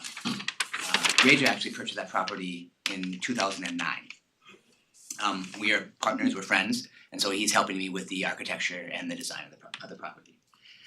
The goal of the property is to build a home for my family of 4, so that my 2 children, who are currently 12 and 9, can attend Chappaqua School District for high school. On a side note, I live in New Jersey, close to my in-laws. You know, they have an illness recently, so we are designing it either for my family to move in, or so that I can make a modest return if we are unable to relocate from New Jersey. For my family, we would need at least a 3-bedroom. And quite frankly, for any family that would move there, I think we're all aware of how good the school district is here, and any family would really need a bare minimum of 3 bedrooms. The goal is to create something that is reasonable and something that is really done in a responsible way. And that's very important to me, and that's why I've asked Peter Gregory and Steve Coleman not to make a mansion, but to make something that is consistent with the area. Before we purchased the property, we did speak with the lawyer. The property clearly has wetland constraints on it. The current structure has 4 bedrooms. We purchased the property from the previous owner, who was the tenant at that time. And thus are grandfathered in to be able to build on that site. In addition, since the current structure septic runs into the wetlands, if we were to be able to move the property up the hill and the septic up the hill, we would dramatically reduce the impact to the wetlands. I guess finally, the current structure, and you'll see in the picture, is really inches away from Hardscrabble Road, and it's actually on a curve, so it definitely is a hazard in the current location. We've been in the planning stages for about a year now, and understandably, the town wanted us to speak with the DOH first.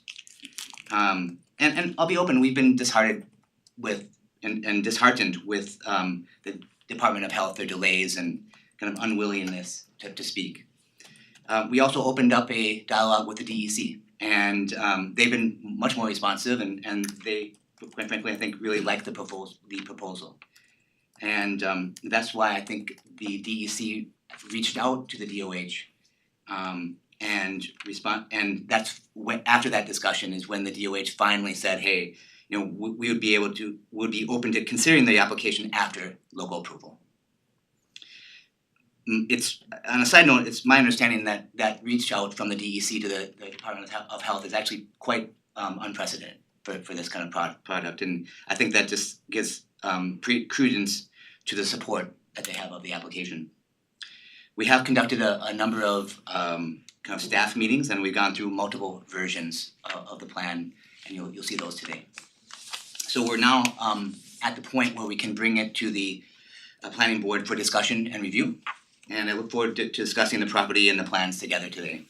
And really would like to work with the board and staff to come up with a 3-bedroom plan that makes sense, the most sense for the property. Okay, thank you. So Peter and Stephen will walk the board through the site plan. I did speak to Lino earlier this morning. Lino, welcome to Newcastle. Thank you, Brett. And Lino mentioned to me, but we know it too, right? Your board and staff are gonna wanna see different alternatives that we looked at for this proposal. In your submission is an alternatives analysis with a chart that compares and contrasts the impacts from 5 different alternatives.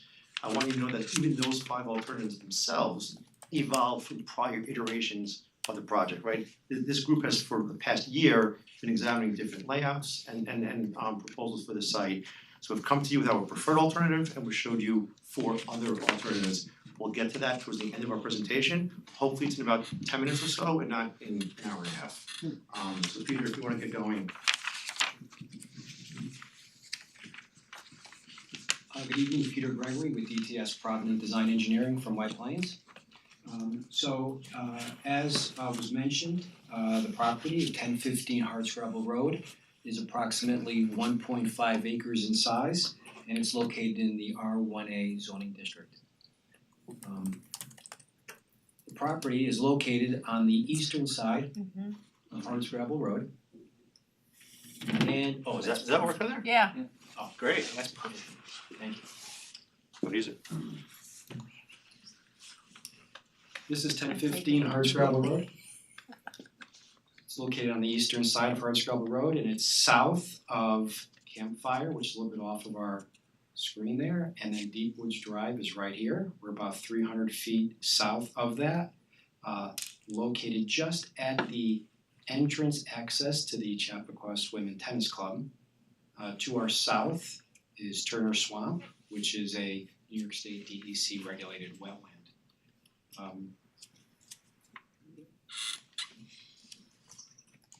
Peter, before you move, are you moving up this slide? Yeah. I just wanna point out kind of, so here's the Chappaqua Swim and Tennis Club. This is the right of way off Hardscrabble leading to the club. This is also the right of way off which our Douglas's new driveway would be proposed. I've submitted to your board the prior deed that has the easement right contained within it that allows the access off of that right of way. I just wanted to mention our access would not be off Hardscrabble, it would be off of this right of way. Is the access with that easement limited only to vehicular or pedestrian access? Correct. So it would not permit access to public water to be placed into the easement? So, great question. it doesn't expressly provide for utility rights.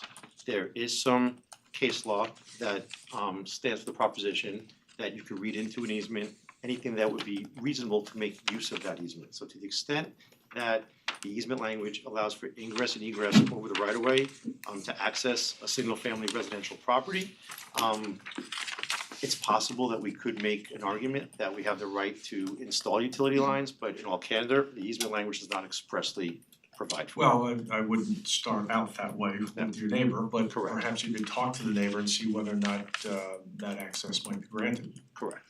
Because obviously, as we get further on here, that would be preferred with compared to the water access that you're proposing. Understood. Okay.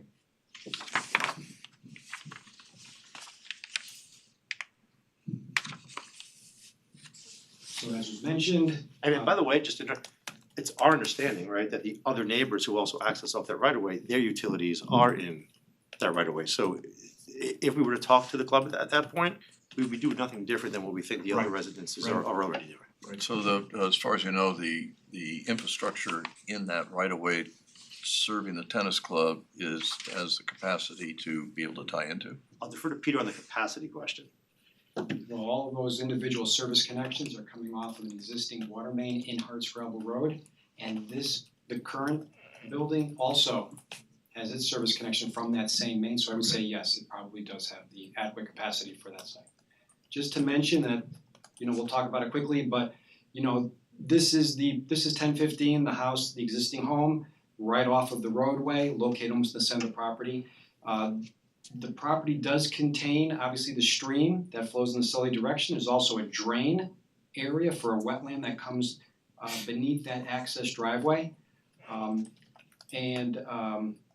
What I want to mention is that running beneath the driveway is a 30 or 36-inch stormwater drainage culvert, which is kind of obstructing the ability to properly bring those service connections into the properties.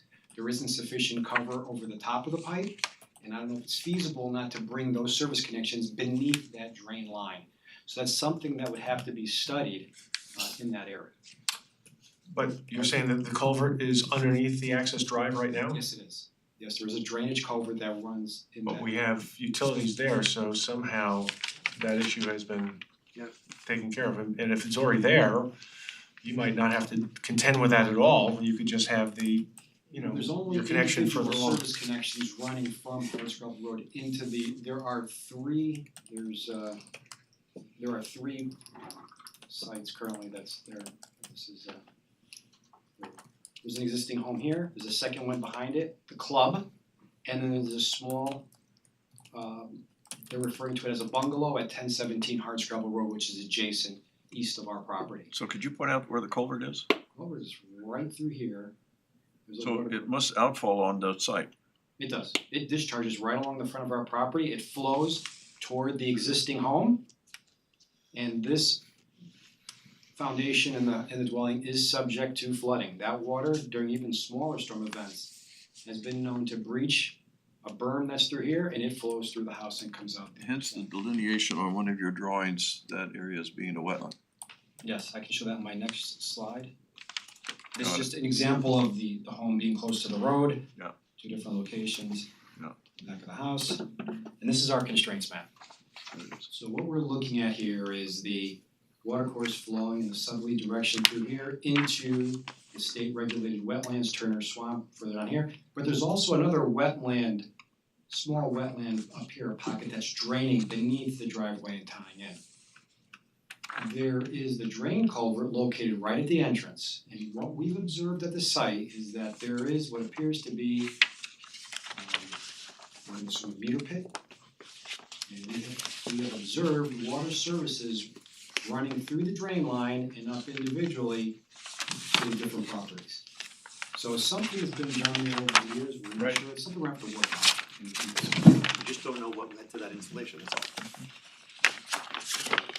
This drawing is representing our state regulated wetlands down at the southern portion of the property. 100-foot buffer to that area. This has been designated as town regulated wetland. Its 100-foot setback is located here. This is the only portion of the property that's located outside the buffer. In this area here. Existing water service comes into the main current home in this area. And this area here, this entire location is where we've observed the existing septic system to be.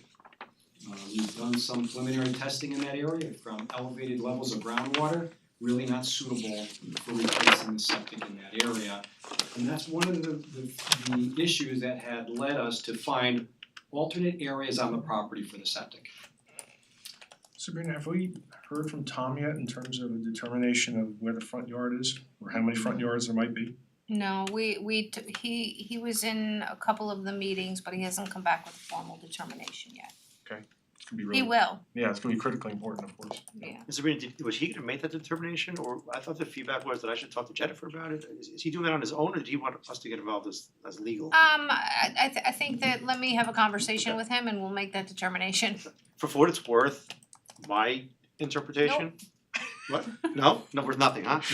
Is that the right of way doesn't classify as a street under the code. Tom's gonna have an issue with that. I get that, and look, practically, I don't care, right? Because whether it's a corner lot or not, we need a variance, so it's gonna affect the extent of the variance, but I don't think this application is gonna rise or fall on whether we need a larger variance or a smaller Right, variance. right. Yeah. So let's move past that. Yeah, okay, fair enough. Well, the only issue I think is, from my perspective. Go ahead. Is there's very limited dry area here. Mhm. And it's being used right now with a proposed driveway, a turnaround. And the issue is how close can we get to the side yard and moving stuff Yep. further out of the buffer. So that's why it is relevant.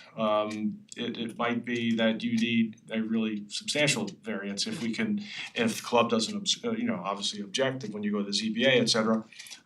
That could really make a difference in terms of trying to use the dry spot a little bit more, shall we say, Purposeful. purposely. Good, I like that. And that would be a classic example of where a really or a more substantial variance would actually result in a greater environmental benefit. Of course. So I'll be happy to take that case to the zoning board. Mhm. That's what I'm saying, I think the classification will just ultimately determine on how much of a variance we need. Right. Let's come up with the best plan for the site, and then we'll deal with what we need from there, from Well, the but- ZBA. I would say that the best plan of the site is gonna anticipate some of those kinds of movements. Yeah. And what we wanna do is, if we get to that point, is support your application to the ZBA with our findings. And this is the layout of our preferred plan, based on all of the alternatives that were studied, our discussions with staff. This is the location that we've selected for the home, access off of the proposed driveway. But what really had determined its location was our soil testing. We had met with town staff, engineering, to look at soil test holes. We've met with the Westchester County Health Department at the site. And really what we found are two viable areas. One area right here for the septic system, which would support a primary and reserve area.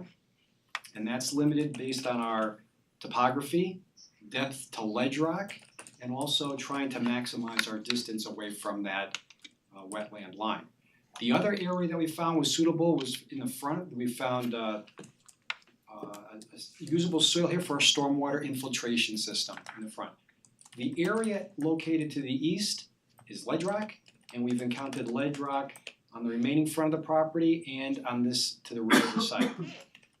The area that's over here, we have some usable soil that we are now considering for stormwater mitigation in the form of rain gardens. So the idea on this plan would be to capture the stormwater runoff from our driveway, move that through our infiltration system, as well as taking the roofs and routing those through our rain gardens prior to discharging on the site.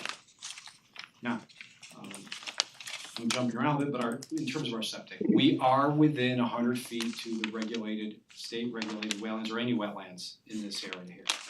Health Department's gonna require the issuance of a waiver for relief of that 100-foot separation distance.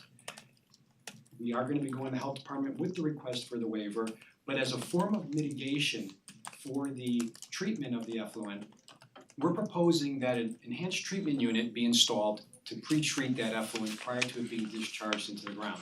So this is not like a typical septic system. I learned a lot of this application, so we just describe what this enhanced unit treatment is all about. It's a mechanical system, it's an aerobic process where we're introducing or injecting air to promote aerobic bacterial growth and a filtering system prior to discharging into the soil. So in essence, what's occurring here is the treatment is taking place in a tank at the foundation. It's not relying on the soil that's within the buffer to provide the treatment. In addition to that, we're also proposing that the discharge occur in a sand filter system. It's an alternative system, it is permitted by the health department. The enhanced treatment unit is a permitted treatment in this area. So we would get our pre-treatment through our enhanced treatment area, discharged through a sand filter, we're getting another layer of tertiary treatment prior to it going into the ground. And that's the basis for the request for mitigation from the county health department. Being that this is the only location for the septic and the location for the stormwater in the front, we do not have the ability to push the house further to the east. We're limited with our setback to our foundation, to our septic and our stormwater system. We have, from previous plans we prepared, shortened the length of our house from what was originally was 88 feet down to 77 feet, which was one of the alternatives, and that kind of eliminated or reduced some of the disturbance on what would be the western side of the house, between the house and Hardscrabble Road. And Peter, with that extra 11 feet are now 2 rain gardens? That's correct. So by pulling this up, we were now able to introduce the rain garden treatment practices here and pick up, maintaining some additional area here that can remain intact, which will also be part of an area for mitigation that Steve can discuss when we get to that slide. We've also reduced the amount of the backyard. Originally we had the rear yard extending to have a more usable backyard, getting closer to the wetland line. As a result of our meeting with staff, we've pulled that up. We've provided a boulder placement of landscape boulders in this area to limit the extent of the regrading, and we can preserve a number of trees that are down in this area. We're also expecting that the health department will allow us not to develop the reserve area. We do have access to the septic system in the future, and I think that we would be able to avoid placing fill on the area. There is going to be a fill requirement on the system, and in doing so, we can minimize the disturbance downhill and preserve a couple of the large trees that are in that area. We talked about Steve here, I just wanted to point out also on the site plan, we show a temporary utility crossing, coming up, and if we can use the access from Tampico Swim and Tennis, that would be eliminated too, so we would eliminate any direct wetland impact. That is the only wetland impact that we have, and that would be temporary.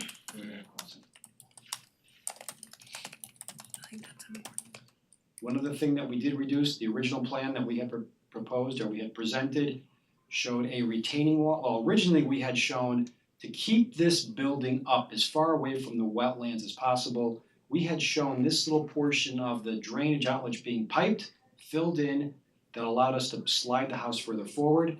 I think in our initial conversation, that really wasn't going to be something that would be considered.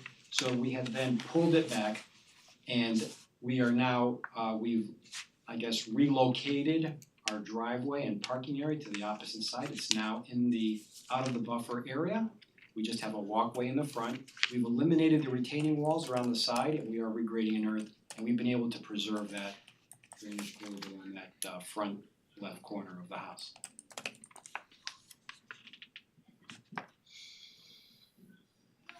Move on to the mitigation.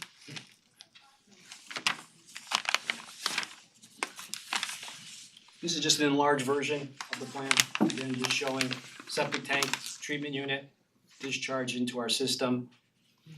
The 2 rain gardens that were on the previous plan, now you see where they are. The water service connection that's proposed is running through here. Driveway, no garage, 2 parking spaces outside and a hammerhead to allow for maneuvering to pull in and out of the driveway, and just a walkway up to the front. There is a deck proposed, it's on the 2nd floor. The building, the structure itself, the foundation is entirely out of our state regulated buffer here. And there is a deck that's overhanging off the 2nd floor of that area. but it's completely within the The town town. regulated buffer. Yes, it is. Yes, it is. It's within the town. With the exception of perhaps the driveway, again, The hammer. all the hammer, all proposed activity is within the town buffers.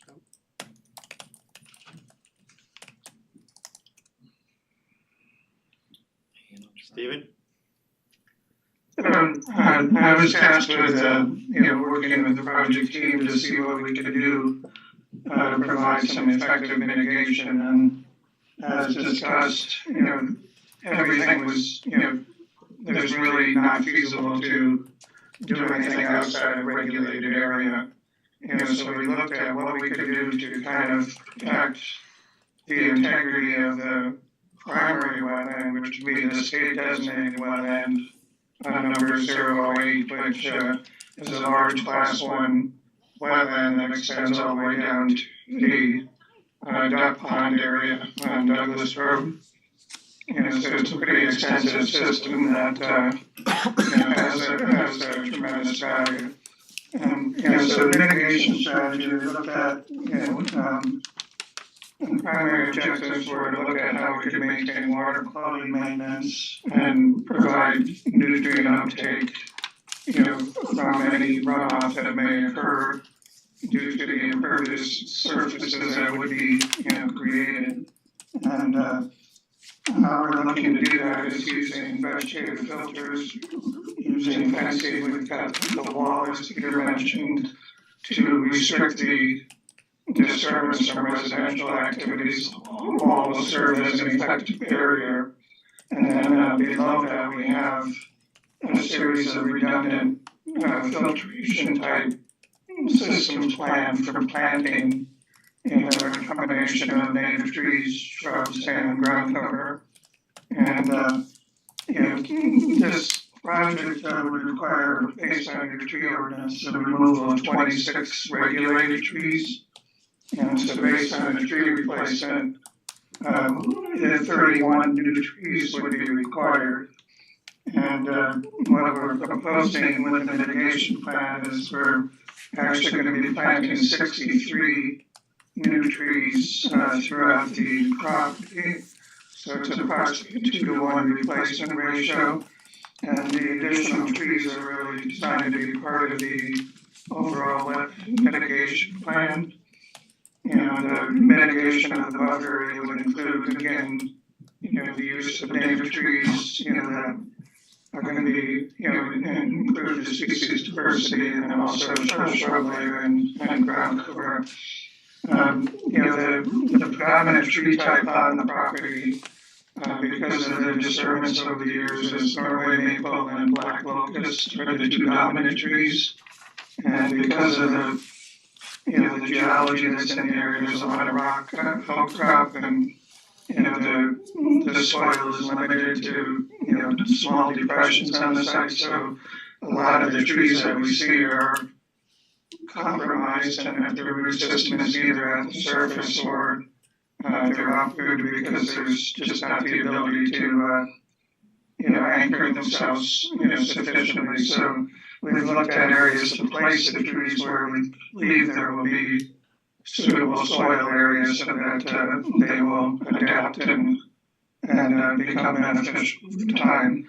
And a lot of the mitigation also incorporates the demolition of the existing residence and restoration of that area to preserve the stream corridor and preserve the edge of the wetland in that area. We did receive comments from Dennis, and we will address those. I appreciate Dennis taking the time to highlight some of his concerns. Certainly take a look at that going forward, but everything I think was predicated on the fact to see how we could, it's a problem site, difficult site because of the wetland regulations. And from my perspective as a wetland scientist, it makes sense to me to minimize the amount of direct wetland disturbance. So by looking at the preferred alternative, it eliminates, direct wetland impact that, would be required to use the existing residents I'm looking back over a career in Newcastle, and I think I could probably count 4 or 5 occasions where after big storm events, we were called out to take a look at this property, and I do remember the flooding going right into the first level of the existing structure.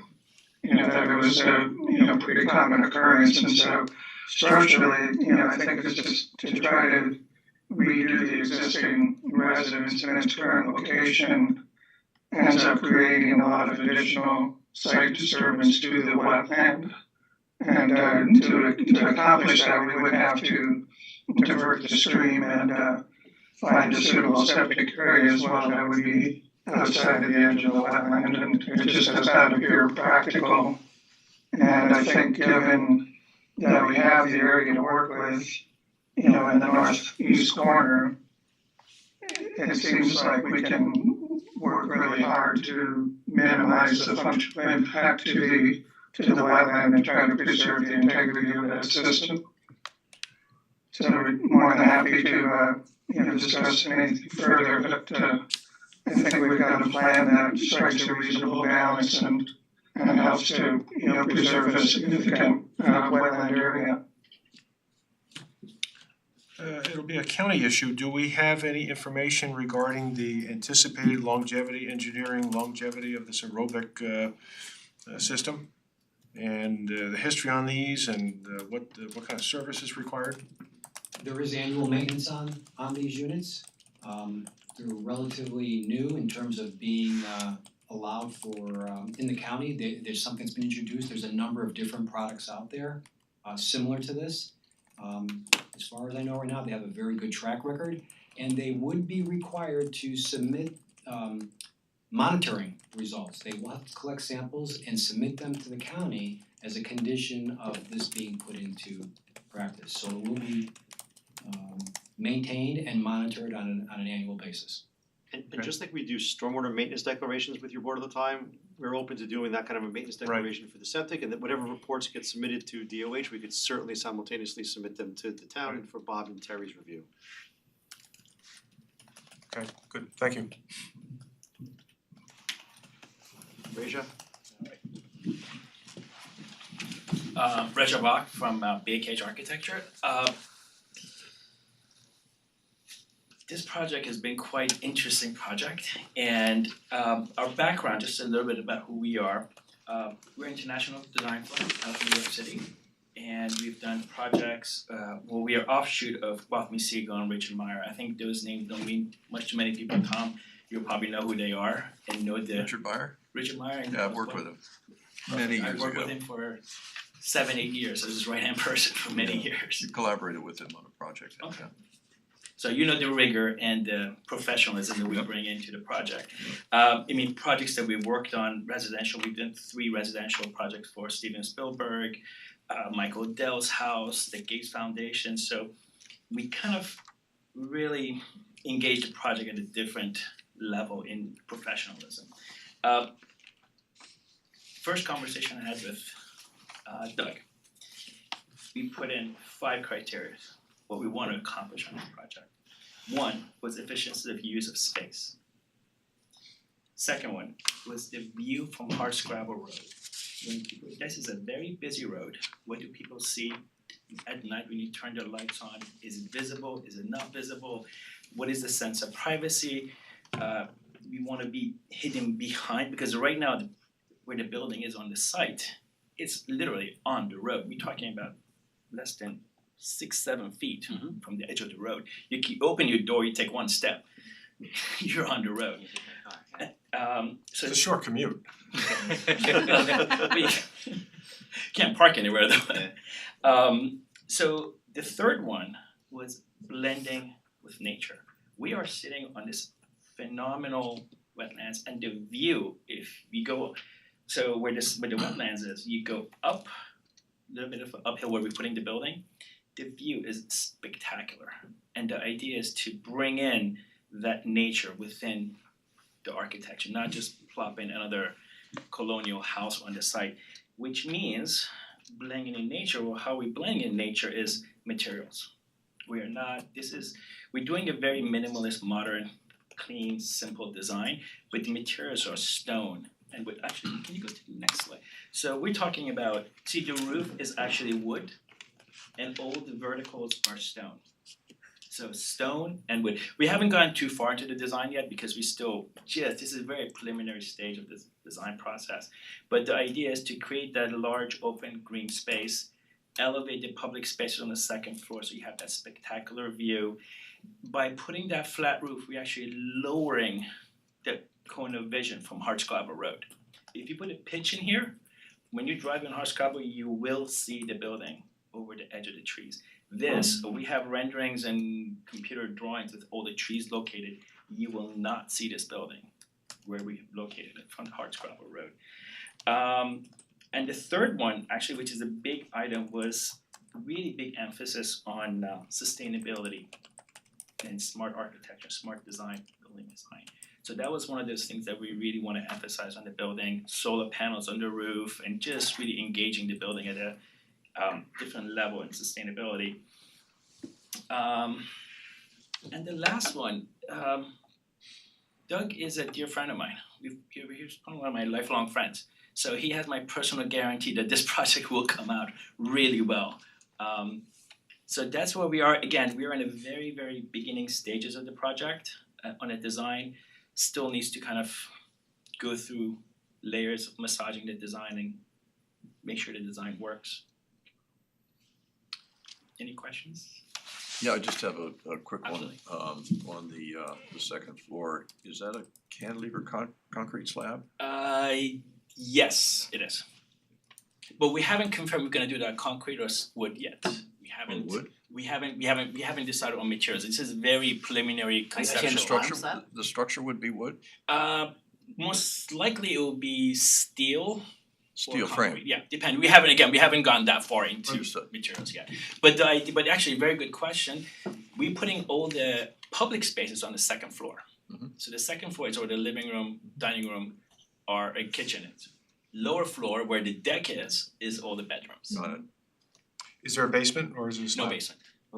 Is a mechanical room. Mechanical is just for support space, for mechanical space on the side of the building, the far left side of the building. The system, the new system for the sanitary system, does that go in the basement? No. It's outside the building? It's outside, external, in its own tank, Thank you. And above ground? below ground, underground. And the Similar to air a is pumped into it? Consistent to a septic tank. The only thing is that you'll see, I guess there must be some sort of access of air. They'll just You behind mentioned it. aeration, so how does that work? Yeah, there'll be just a compressor, an air that would inject the air into that, and that'd be located, that could be in the building, it wouldn't be necessarily outside. And all you would see is probably just the lids to the tanks, Right. Does that run continuously? yes.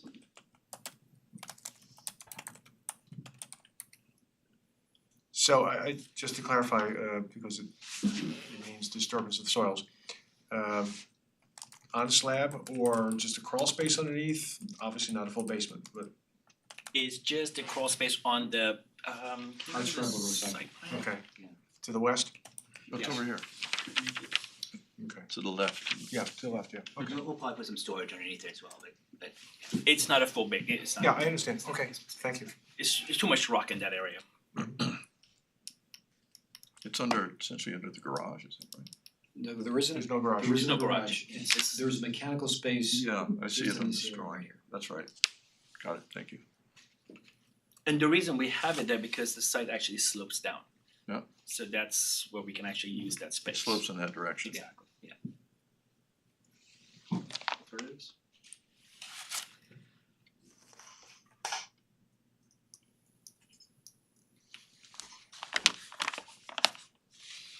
So what Peter just quickly flipped past was the alternatives chart that quantifies, right, in the left-hand column are various sort of impact areas. Then the 5 columns are 5 different alternatives. The column highlighted in blue is our preferred alternative, and each of those cells again quantifies the impacts associated with each alternative for each impact area. You have the chart in your material. I think it'd be easier for Peter on the screen to flip through each of the drawings, we have a sketch plan that correlates with each of those 5 alternatives. So this first one is reconstructing a new home in the location of the existing 4-bedroom house, which I think we could all agree is not the best use of the property. We're happy to fly past that if we're all in agreement on that this is not the best option. Keep going.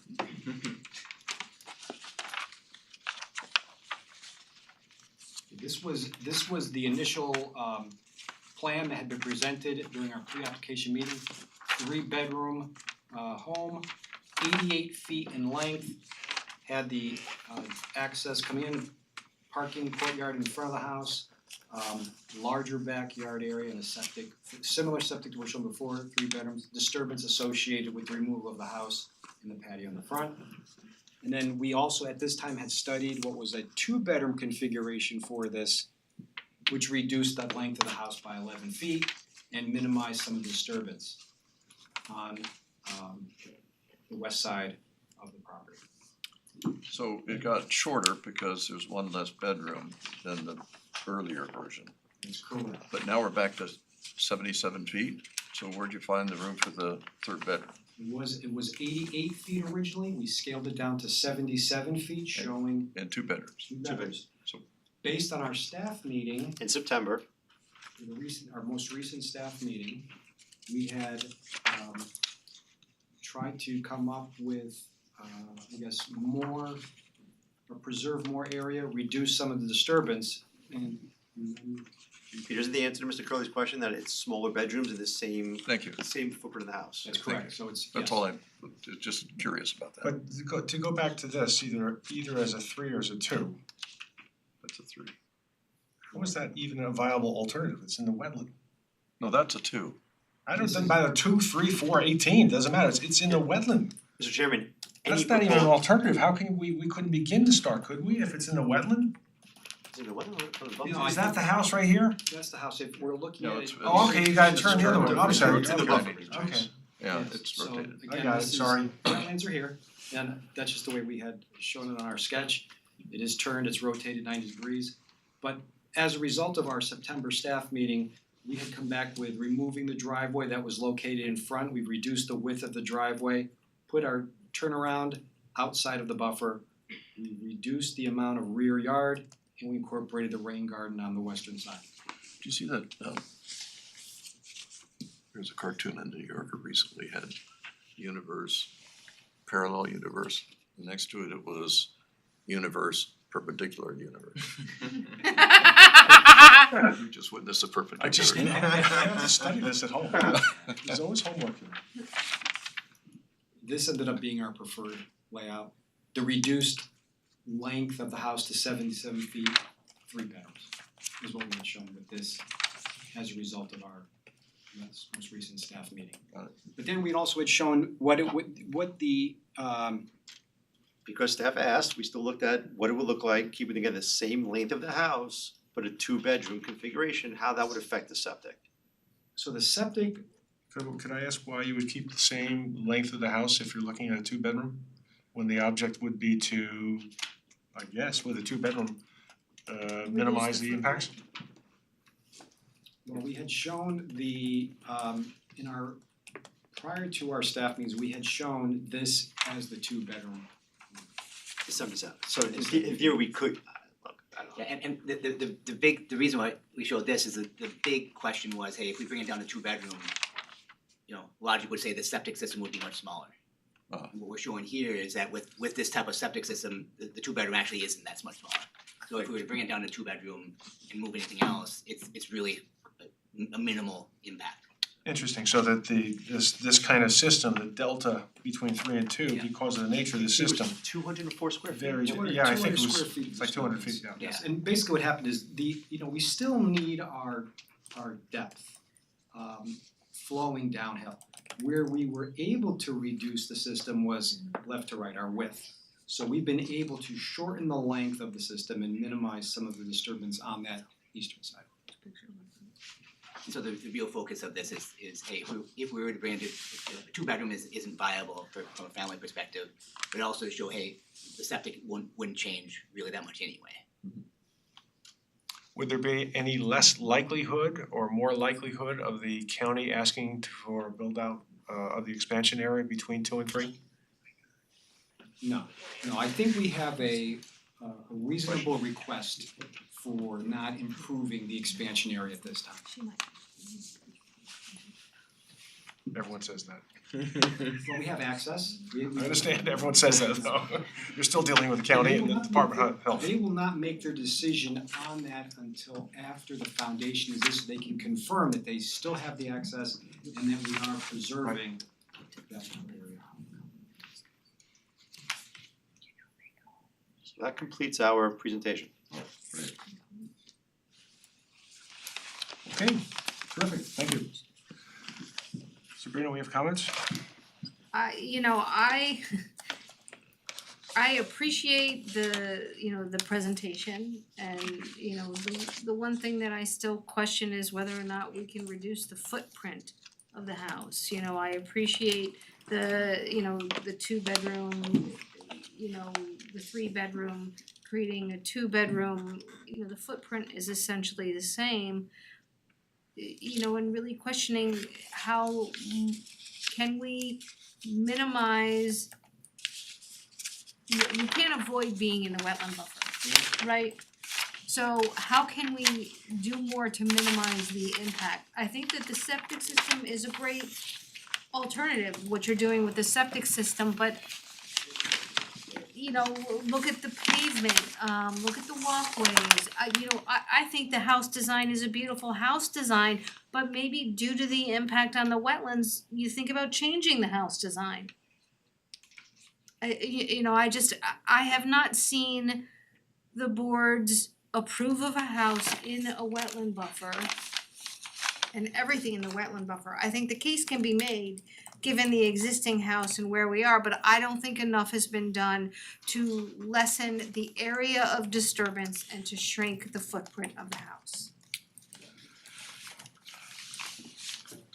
I didn't really go into zoning or anything because in looking at the information that was submitted, DEC has specifically asked you for alternatives and to prepare that application. I think that that's exactly what we've been asking for as well.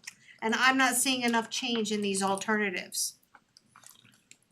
Just to clarify, you haven't applied to DEC, correct? Not yet? We haven't, that's gonna go in any day now. We had like 2 or 3 positive pre-application meetings with DEC. And so once we had that feedback from DEC on this proposed layout, yes, Sabrina, they did ask for an alternatives analysis. We expected to submit these same materials to DEC. We wanted to focus on getting in a comprehensive submission to the planning board, so we could at least kick off here. And then Peter's focusing on getting the DEC application in again, like any day now. Yeah, and I would just ask that whenever you submit to DEC, you copy Sabrina and staff, just so we have a copy of that application Just as like well. we copied the town and then our application to you. Thank you. So could somebody help me with the numbers here? I'm sure it's here somewhere, but maybe you could just pull it out for me. There's a chart on C-101, which has a zoning component information on it. And the proposed development building coverage is 2,300 square feet. Well, look at this chart. You can't read that one. It's the same chart. No, it's not. The chart, I think it's right there. But in any event, What drawing are you looking at? I'm on sheet C-101, and maybe that is, I can't tell. That is C-101, I'm just trying to see if I can enlarge that chart for you. Well, it says maximum building coverage, this is a zoning chart. And the proposal is for 2,300 square feet. Is that the footprint of the building? That's a simple question. It doesn't matter what the chart says, I guess. I mean, what's the answer? Yes. Is that the right answer? And so what is the total, it's 2-story building, what's the total building area for the house? Is it essentially twice that? It's not, it's barely more than that, right? Yeah. Yeah, why don't you bring the chart up, cause it's, I don't think the footprint is 20. Where do you see that? Elsewhere it says that the house square footage is, That's really what I want to know, yeah, it's like 2,500. The footprint is not.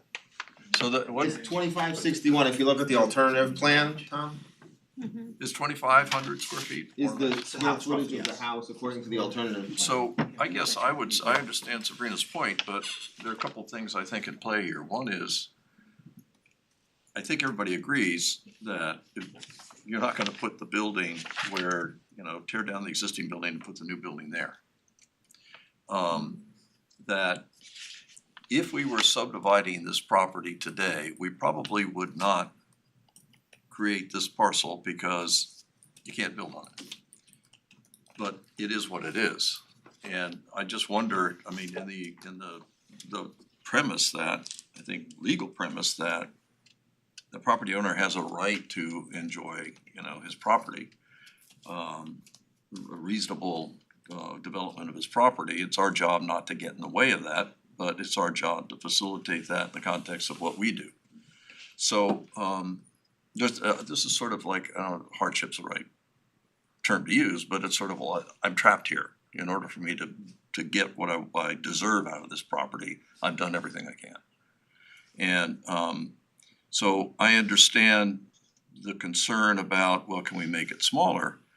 But then with the spirit of being allowed to enjoy my property, is this house actually too big a house in the market that we're talking about? Is this an unreasonable house in the market we're talking about?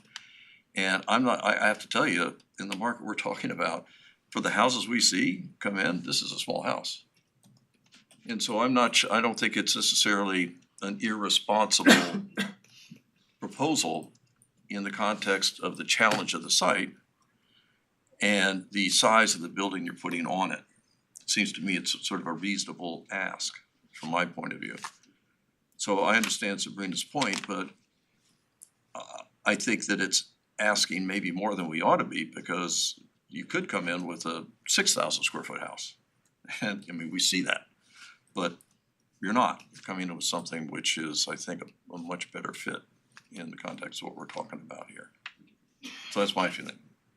And I think you put it in a logical place, you put it on what appears to be a plateau. Maybe it's a knoll right now, but you're gonna level it a little bit, you're gonna put it up there as far away as you can get it from all the wet stuff and, driest land you can find. I'm having, I'm looking for, red flags, but I just don't see any at the moment for myself. So if I could pick up on that, I have a question which I think is relates to your initial question, but first I just wanna say that I know this site very well. I've been driving past it regularly for the last decade. The existing structure obviously makes no sense, right? It is literally on the property, and I think for many years it had graffiti on it that said mayo is bad. Mayo? Yep, my children enjoyed it. But so it makes no sense there, right? I also wanna commend you. I think that the applicant and the applicant's team made a very thoughtful presentation, and I appreciate a lot of the thinking, and you have anticipated a lot of our questions. And so I relative to other presentations, this was very clear, and I appreciate the thoughtfulness and the architecture. I appreciate the zoning table, thank you. Yeah. It's like, there it is. But sincerely, you have helped us think through already, just by the presentation, a lot of the questions that would come up on the development of this site. To the question that I think Tom was beginning to ask and that I'd like to ask is the building coverage of the existing, what is the delta between the existing house, which is in the wetland buffer, right, or in the wetland? It's in the buffer. Little of both. Part of it's in the. Some days it's in the wetland. Right, sure, some days it's just wet. But what is the delta between the existing building and the proposed 3-bedroom, 77-foot residence? It's about 590 Yeah, square feet. I think it shows it on the chart. On this chart here. So we're looking at our footprint for the preferred layout is 1,695 square feet. And the current structure is at 1,111 square feet. That's columns 1 and 4. Mm-hmm. Got it. So 1695 to 1111. Yes. And then similar to the square footage, if you see that. Yeah, I mean, I do think there's relevance to what's existing versus what's proposed as far as disturbance. And the delta there also seems quite small, given what's real, like how much smaller could it be for a new building? And to your point, Tom, I mean, 2,500 square foot home is small in this market. Beautiful, but presumably beautiful someday. So I wonder, is there a better alternative? I don't know. I see the other alternatives that you put in here.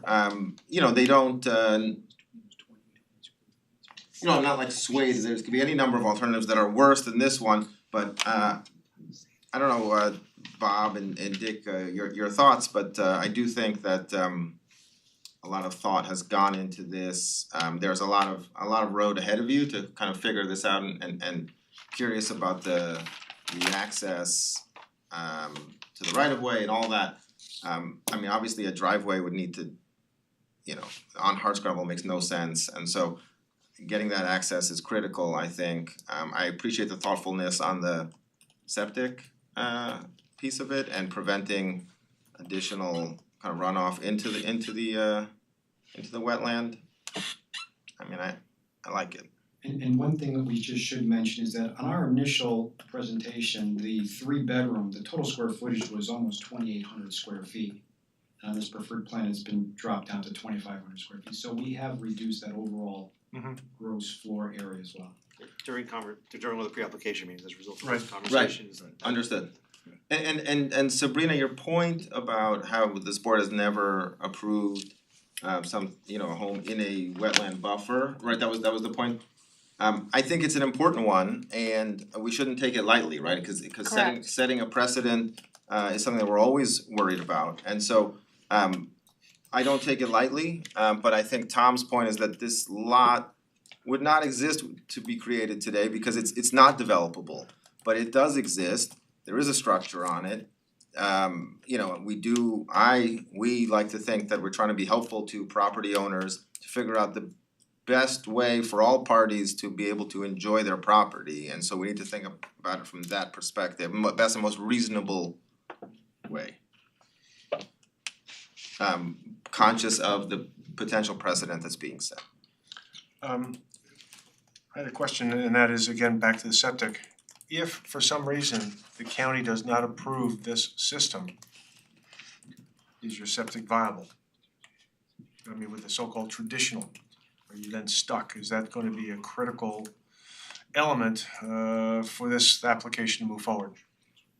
It's a very good question, and I think what we'd be looking at is a very similar system in the location where it's currently proposed. I don't know if that answers your question or not, but I don't believe the health department, I believe the health department would agree with us that the area where the system is currently located is not a viable location to repair or replace or install a new septic system. We would be asked to look into alternative areas or other options. The location where we're showing the septic now is the location that the health department would accept the system to be installed if the house was new or if the house is in its current location. But is that area sufficient for a so-called traditional septic disposal system? It's gonna be very tight. It may result in more disturbance in the buffer, possibly when you look at a conventional system with a primary and a reserve area. So we normally, have a little bit more input, from the health department before we move forward on these kinds of approvals, especially in this one where everything's in the buffer. Actually, I think during my time, we have actually had to approve one house, and that was completely in the buffer way back in the dark ages. But it was an extraordinary situation, and it was basically coming down to a condemnation, or else we had to approve it. So it was off of Millwood Road. I was trying to look it up before, couldn't find it. But in any event, it's a very, very unusual situation. And from that perspective, again, I don't disagree with anything that Eldad or Tom have said, but at the same token, I would be interested, we know we're gonna have to go for variances. So I think we should propose this site and even the orientation of the building to minimize the impact of that buffer. Even if we spin it slightly so you have a different view, and move it up further into that, I think it's the northeastern quadrant, which is dry. Could you just put this up? I was And again, we know we're gonna have to go for a zoning variance, so go for it, because if we think it's environmentally an improvement, and jockey around, the driveway, the driveway. Mr. Chairman, I just want to understand exactly what you're talking about. I'm talking about moving the house Hand me the up thing. this way, And maybe and perhaps even at an angle like this, where you've got more of the house out of the area. Again, minimizing what we are going to have to, you're gonna have to have some of the buffer, but minimizing that, getting some of the house, if we can, out of the buffer. It's just a better situation for us, at least for me. With the septic, could we do that? I think the septic could stay right there, you're just changing. there's We have also- to maintain a separation distance to the foundation, but we'll look at it. But there's also, right, the driveway using a porous pavement or an alternative pavement. Well, we were proposing a permeable pavement in the driveway. Based on our conversation with Bob, and Bob, you can correct me if I'm wrong, he had considered the permeable paver to be an infiltration practice, and we weren't permitted to have it that close to the septic system. If you SWIP. Oh, it's not my call, it's a county regulation, you can't have, that would be considered a dry well, they need minimum 50-foot separation. It's a county regulation, not my. That's right. But based on that, we then had modified or revised the plan to show an asphalt driveway and then getting it into. Let me finish my thought. If you take the chairman's suggestion of shifting the house, moving the driveway on the other side, Yep. right, which may be closer to the wetland, but it's still within the wetland buffer, and if there's separation distances there, then maybe it can be a permeable material, right? Certainly. And I think that again, it's about minimizing the impact. So there are, I understand all of that. These are the kinds of things. I'm sorry, Mr. Carson. No, go ahead. I thought the driveway at one point was on that side. We had it before. And then because of the drainage, Because it was too We close even to looked, the. I think, at bringing the driveway in here at one time, and even over here. Yeah, it was because of the drainage pipe there that. So I think the question is, and Bob's question is a good one, right?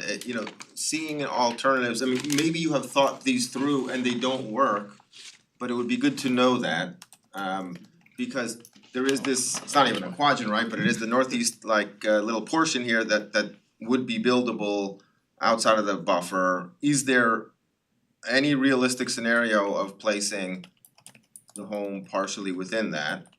And it would be good to see, and if it doesn't work, then it would be good to know why. I agree, and one of the considerations which maybe was at play in the site plan was, it looks like there's an existing home right here. There is, yes. Is that the Which bungalow? which is Yes. right on the property line. Talk about something Another one being on the property line, right? being grandfathered in. And that might, I mean, normally in our zoning, the side yard is 40 feet in this on each side, I think. Well, it's usually 10, it could be a No, and this is 2 acre zoning. 2 acre, that This is. is 1 acre. 1 acre. It's 1 acre. And we're calling this to be a 50-foot. Well, this also goes back to my first question, where's the front yard? Because is it a side yard or a rear yard that we're looking at in terms of? Yeah, fair enough, but I guess my point is that normally because we have these side yards, they're there for a reason, they're there to sort of reduce the impact of what potentially might look like density and give more space and all that stuff. And so when homes are built to those standards, you get that kind of a neighborhood, and that's what you expect in these neighborhoods.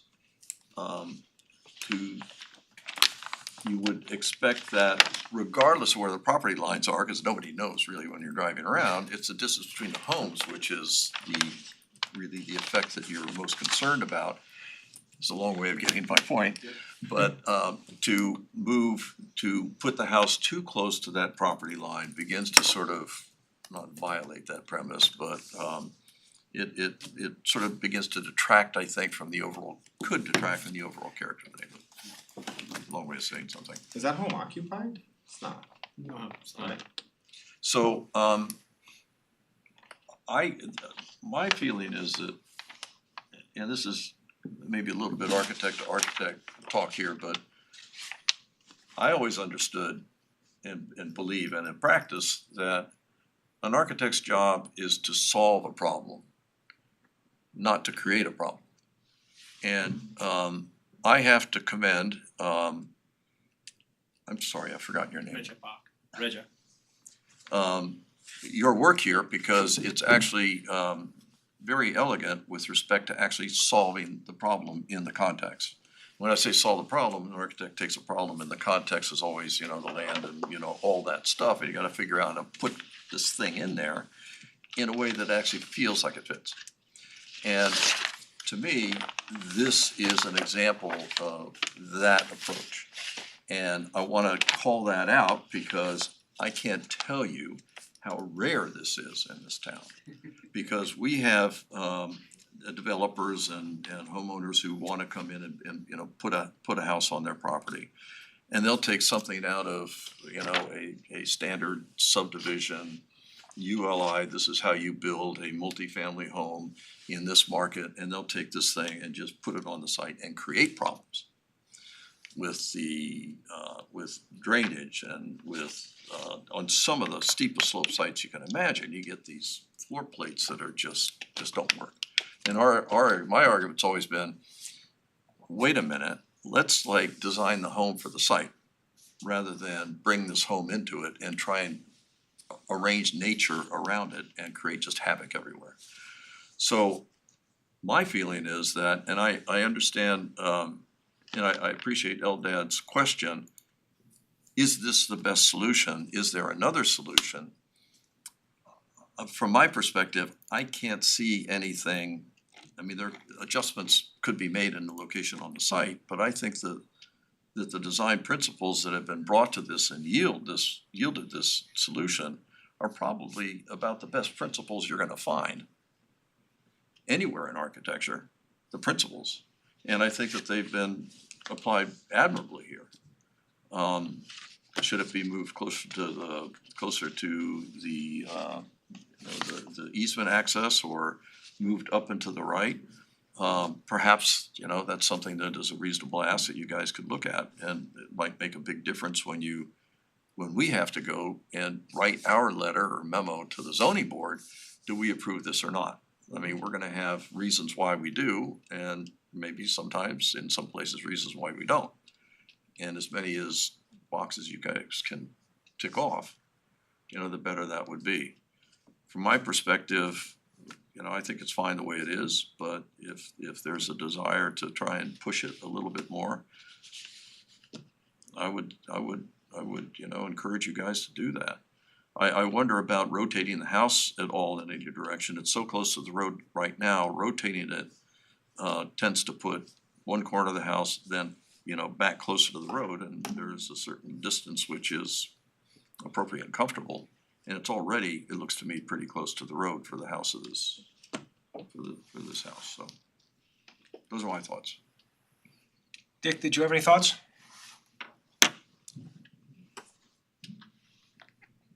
I think we're gonna have trouble with the accounting.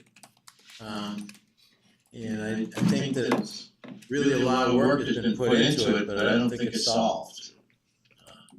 So and I don't like the idea of anything being in a wetland setback, so. Yep, okay, understood. We have comments from Bob and Dennis, so why don't we take those? Bob, do you wanna run through your comments? Sure, good evening, Chairman and members of the board. I have 23 comments, I'm not gonna go through every dang one. I'm gonna go on the big ones that I think are kind of important, regarding the stormwater A through I, my comment, stormwater S1, ST1F, I don't see any percolation tests or deep test holes done for those drain ordinance. They're gonna have to be done and witnessed, and you do need 2 foot of minimum separation from the groundwater to the bottom. And I noticed in your calculations for the sizing of these used infiltration rates, so perk rates will have to be done. Contact Terry Rose, so you can do 1 deep and 1 perk in each one. That has to be done to make certain they're feasible where they exist.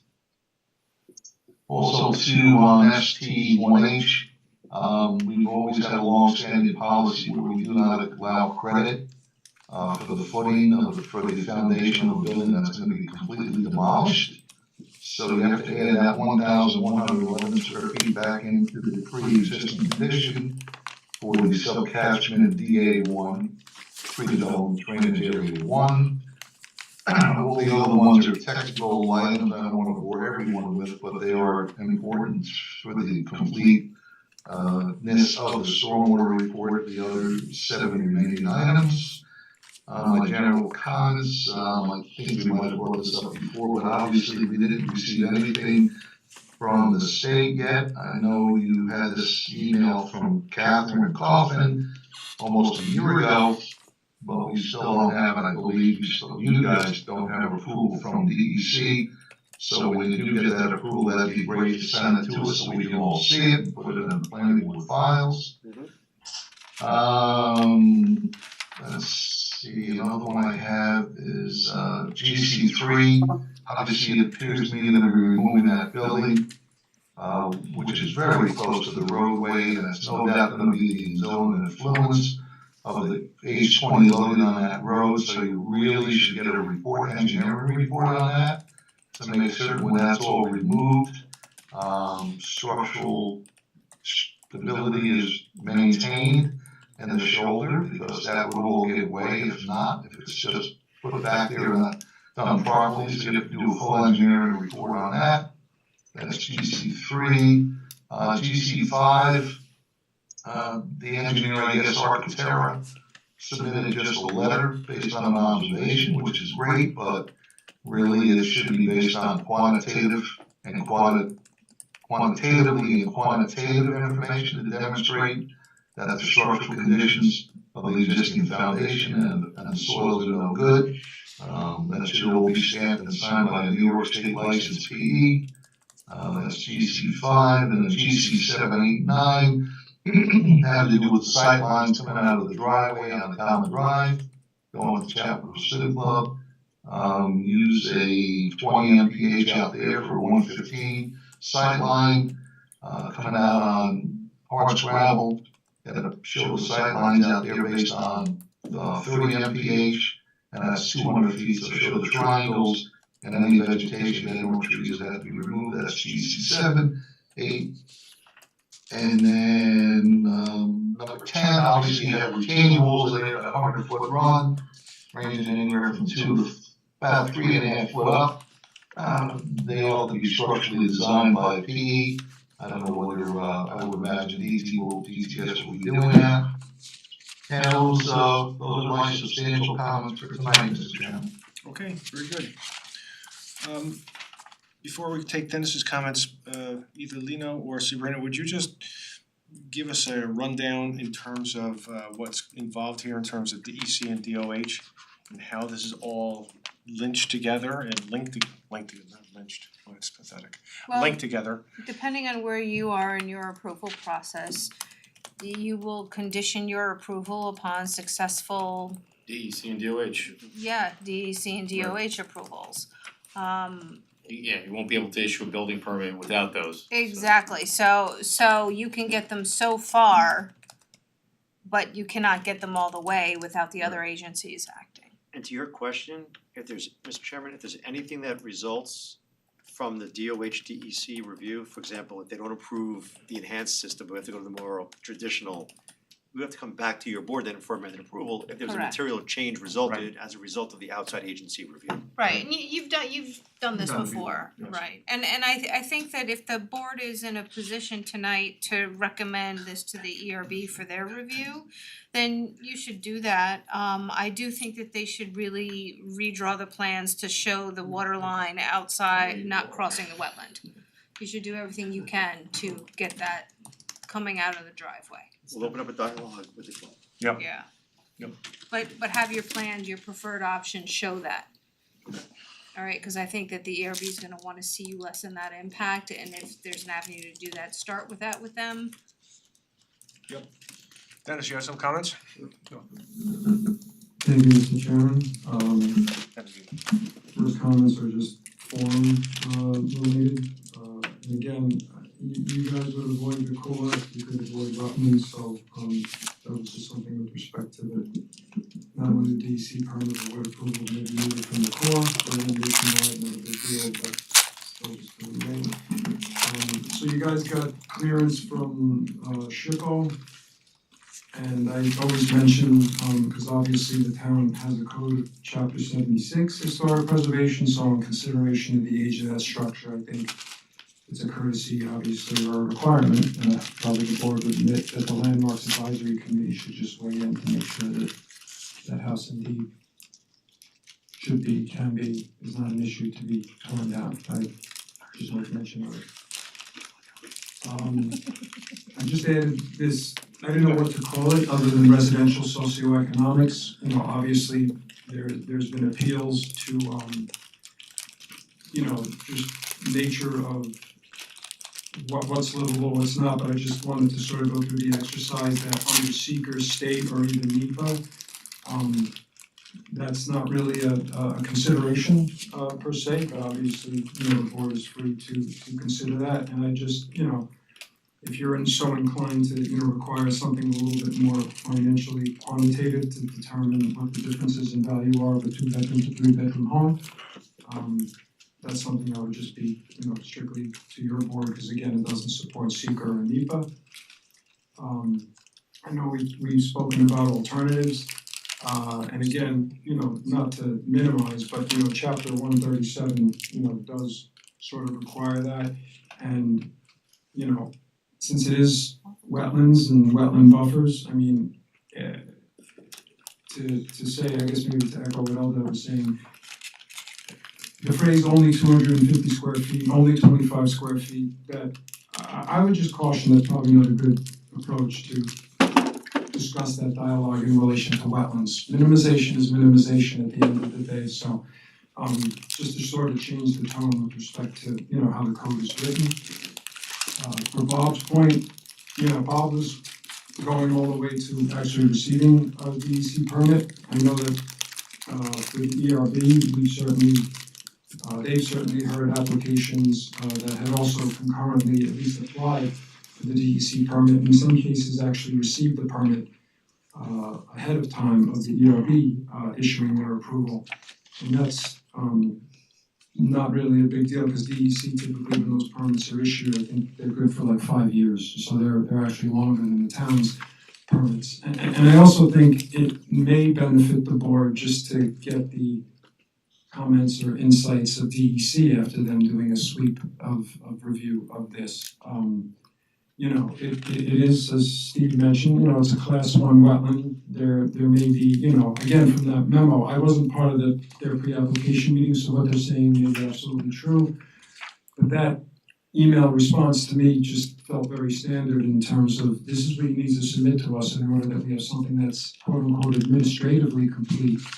So then we actually can begin a formal review and make determinations of, what's positive, where our comments may be, something to that effect. Just for the tree removal permit application, I just wanted a legend just to, illustrate what A&F mean.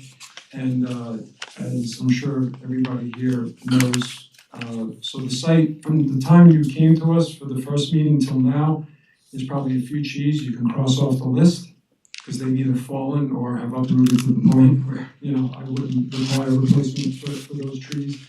So I was just something that I made mention of, because if you want to amend the, required replacement, you might be able to do so just based on what, Mr. Toscano so eloquently put. Obviously, nature doesn't run in there.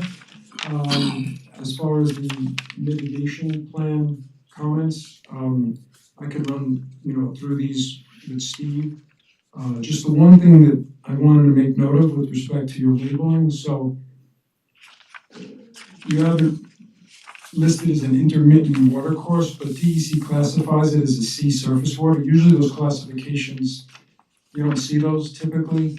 I do admit, and I wanted to put the justification here, I mean, to say the summer of 2022 was dry for this area is an understatement. I mean, 3/4 of an inch of rain over July and August is like, trees die, and we've seen that because of that summer. So I would just remove that word and just make it a water course since it has a classification. And to the last point, which it seems like the board is in agreement with, and it is consistent with the regulations, that consistent with the code for Newcastle Chapter 137, converting a segment of developed wetlands buffer, to wetlands as a consequence of removing, the overlying structures, that's certainly not inconsistent with the findings and purpose of the town code. And I would imagine also that DEC would not have issue with that conversion as well. The last thing, this is the semantics, wetland mitigation versus tree replacement. So I just want a little more clarity and clarification in the submission. What is attempted to sort of like duly satisfy those two requirements versus really what would be considered separate. And that's why I just called out as an example, I'm fine with, for tree replacement, you wanna plant 3 flowering dogwoods to the front of the property, between the structure and the road, but that really wouldn't serve that area's wetland mitigation, because it would just be some planted trees, probably and presumably lawns. So that's the extent of my comment. Thank you. Okay. Thank you, Dennis. Okay, any other comments, questions at this point, or we'll send you on your way? Yeah, look, so to summarize, I guess, if it would be wonderful if you could send us on our way to ERB, we'll take a look Yes. at that alternative to either it works or approved why it doesn't. Your board is certainly welcome to conduct a site visit and come out to the property. It sounds like Eldad and his family already know it, but if others wanna come out, happy to have a site visit with the board as well. Okay, thank you. And I would just add, when we talked about earlier, any application, because I know DEC will change their minds, and you and I have seen it before, so anything you submit to DEC, please submit it to us, and any updates or amendments they request, because I'm sure they're gonna request alternatives as well, so I'd like to see that. 100%. We appreciate all your feedback. We did try to anticipate all questions. A lot of it was fleshed out, 3 applications meetings with staff, so Sabrina, Bob, Dennis, thank you all. And we appreciate the board's time and attention tonight. Okay, very good.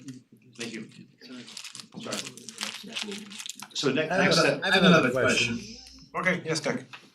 I know that in the upper left-hand corner of the map that we've designated the wetlands to be kind of like a wraparound.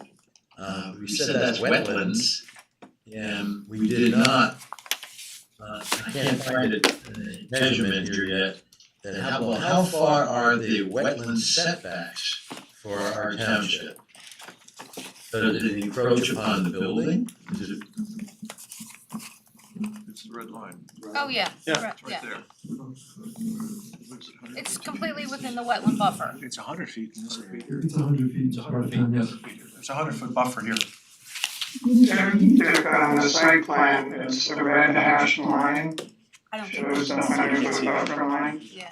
Yeah. So then it shows that, the entire structure is within, the buffer. The structure is out of the our. No, it's in Structure the town is in the regulated buffer, Uh, and a portion in DEC buffer. I'm sorry to say this, but it's just, to me, a hurdle to try and get something that is more consistent with what we've done without setting a new precedent in the future. That really bothers me, and I think we may have that situation here. Yep. Yeah, it's one of the issues that we're gonna have to wrestle with.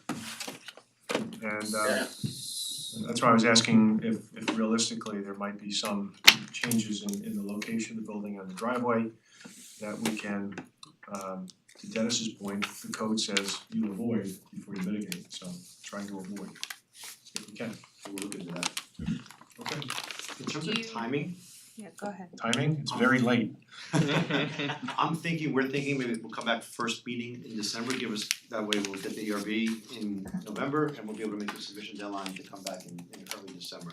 And by then, Dennis, will that work with ERB's schedule, as far as you know? Yes, I'm expecting other applications. They haven't met September and October. It's been quiet in that front, but I expect some submissions for November, so When do they meet in November?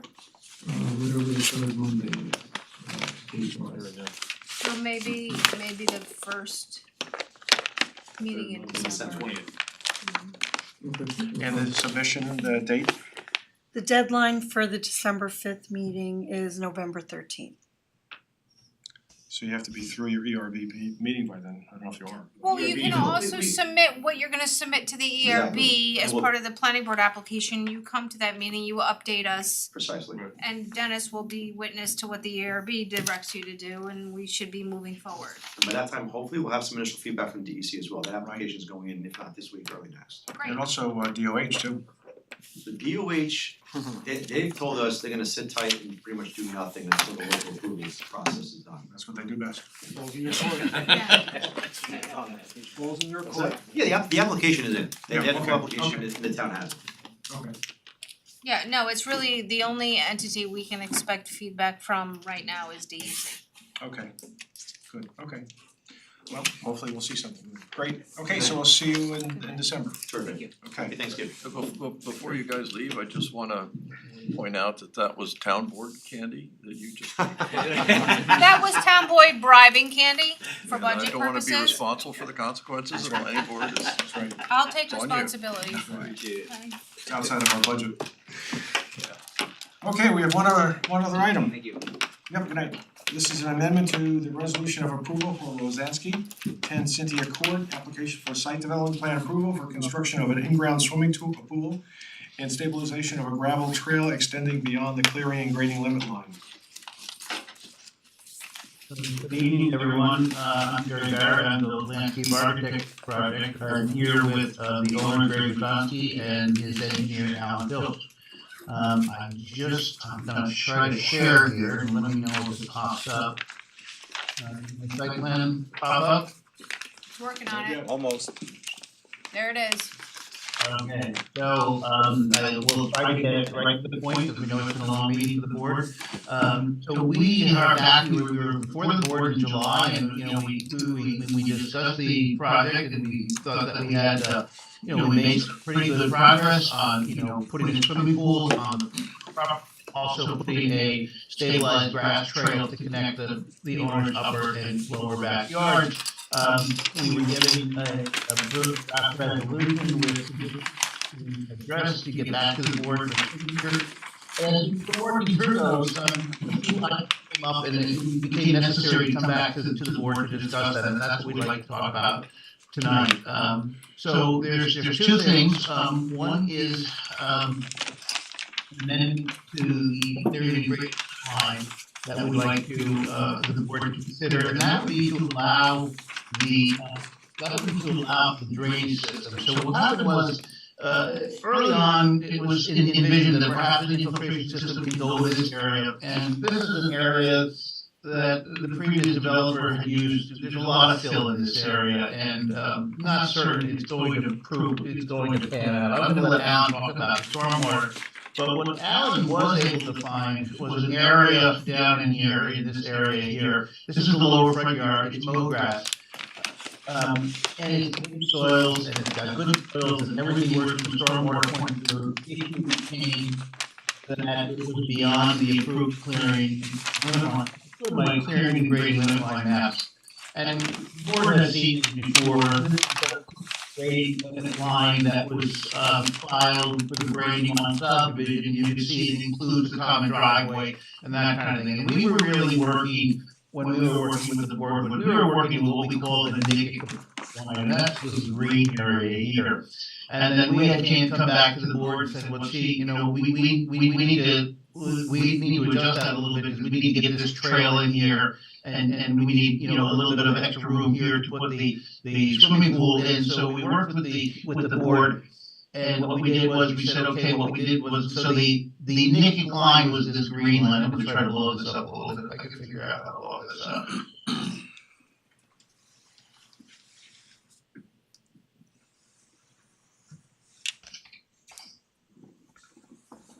So, the green line you see was the Nicket line. And the red line you're seeing is what we came back with the board and said, well, you know what, we need to expand that green Nicket line to include these red areas, in order to get this trail and to get this pool in. But you know what, we're gonna go in and we're gonna contract the Nicket line in these yellow areas, so we balanced out and we were able to do that. But when we started looking at the drainage system and the drainage system that would have to go in, it turns out that the drainage system was going to have to encroach in this lower area here, which is this area right here. So the entire drainage system, to put it in, and Alan had designed it, and this is that, you can see it in this tan line, that would be the grading limit line to install the system. He would pick up the drainage and trench drain across the driveway, and he would bring it down and then send it down into the chambers. And that was about 1,720 square feet of disturbance, and most of that, well, not most of it, 720 feet of that occurred in the front yard, which was already in the clearing grading limit line. But what happened was this area right here is 1,020 square feet that goes beyond that green line, which was the Nicket line. So that's what we'd like the board to consider and respectfully request an amendment to allow this 1,020 square feet to be added to the grading limit line, so we can put the stormwater management system there and have it function in native soils. And we would just say that right now, if you drove out there and you looked at it, it would look like mow grass. And once this is in and you drive by and you go down and look at it, it's gonna look like mowed grass. So there's not gonna be any change in character to the neighborhood or the property once everything is in. And you know, the benefits of putting it there, I'll let Alan talk to a bit later. And then the other item that came up is that, if the board recalls, because of the long nature of the driveway, and you have to share, this is Cynthia Court, and then you come to the cul-de-sac, and then there's this long common driveway. And Bob Cioli did a great job of analyzing this and helping us out with this, about, you know, how much coverage you had to keep adding to this lot. So while they had a modest driveway on their lot, they had to take portions of all of this driveway. And what was happening is we were over on development coverage and we needed to go to the zoning board. But as we started looking closer at the survey and getting ready and to go to the zoning board, what we realized, and we studied the survey a little bit more, and this is the survey, this is the as-built survey of what's out there, and what we noticed on the survey was that the surveyor differentiates between two different types of walls on the property. You see this symbol here? These were retaining walls that were built by the builder when he was building the property. And they're called, he calls it stone masonry retaining wall. But if you look down here, and this is a wall that we labeled it wall number 7 on the plan, and they labeled this stone wall, and you can see it's got a different symbol. And it occurred to us that this would probably qualify because, you know, pre-existing stone walls, we were going through the coverage calculations sheet trying to get ready for the ZBA.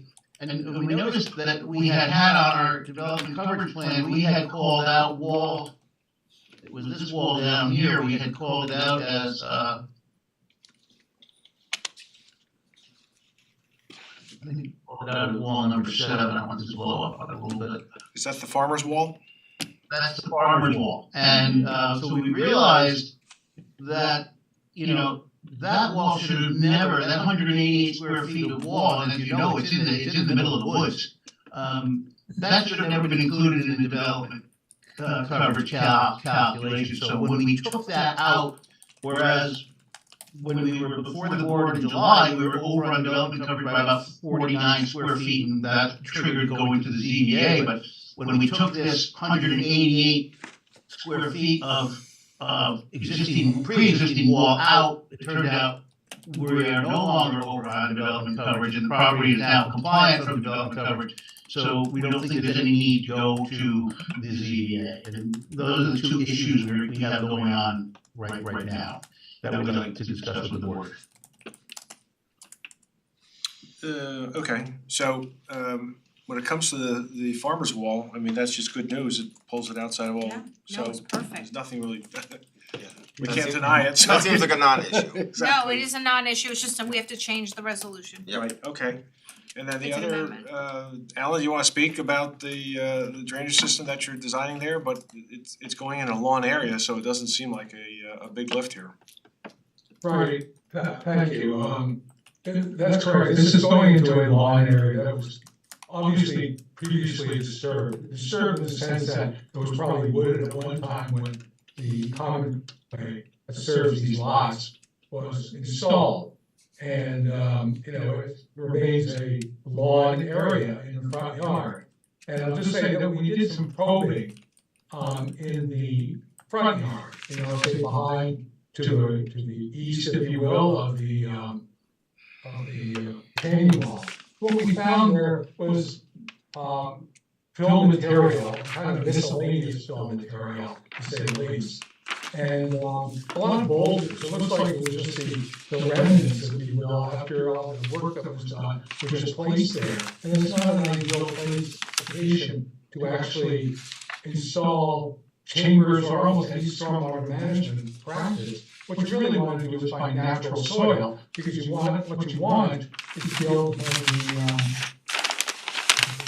the gradation of the soil. We don't sandy loam soil, where we don't, which Terry Rowe came out and observed it as well.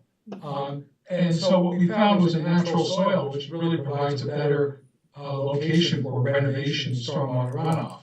And so that's one of the reasons we ended up there in the first place.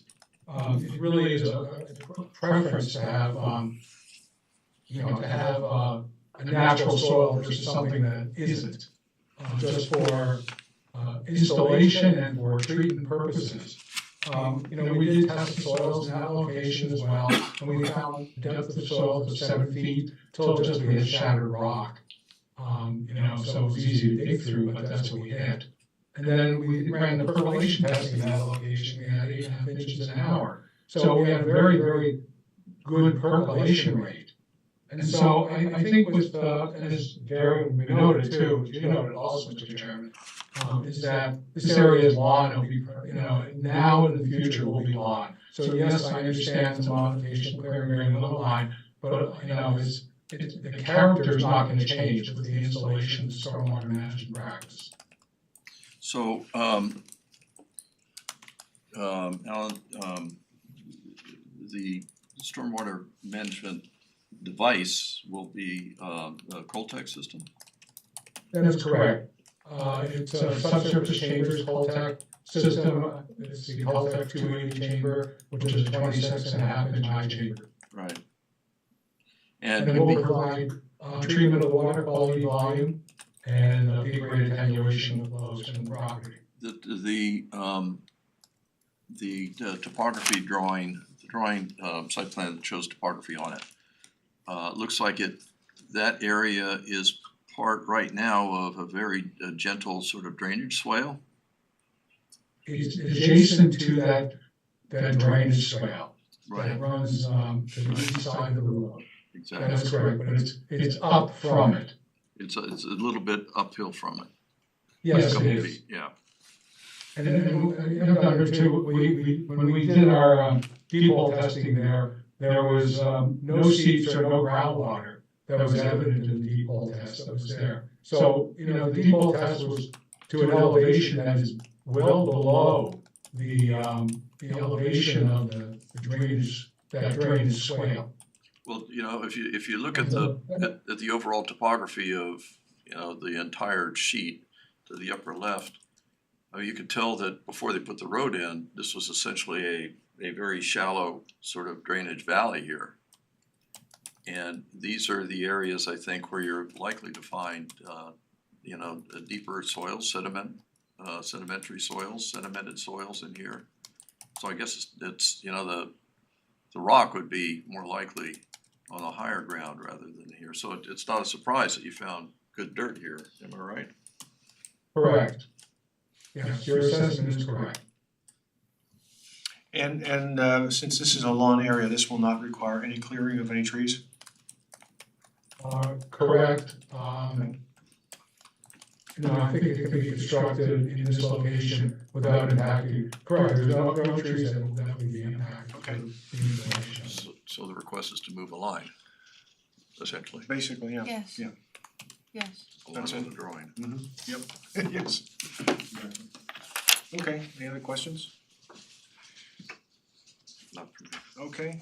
I would recommend You that want your run through your there's really no, you've already discussed everything that I commented on. I would recommend that you schedule a public hearing. Yep.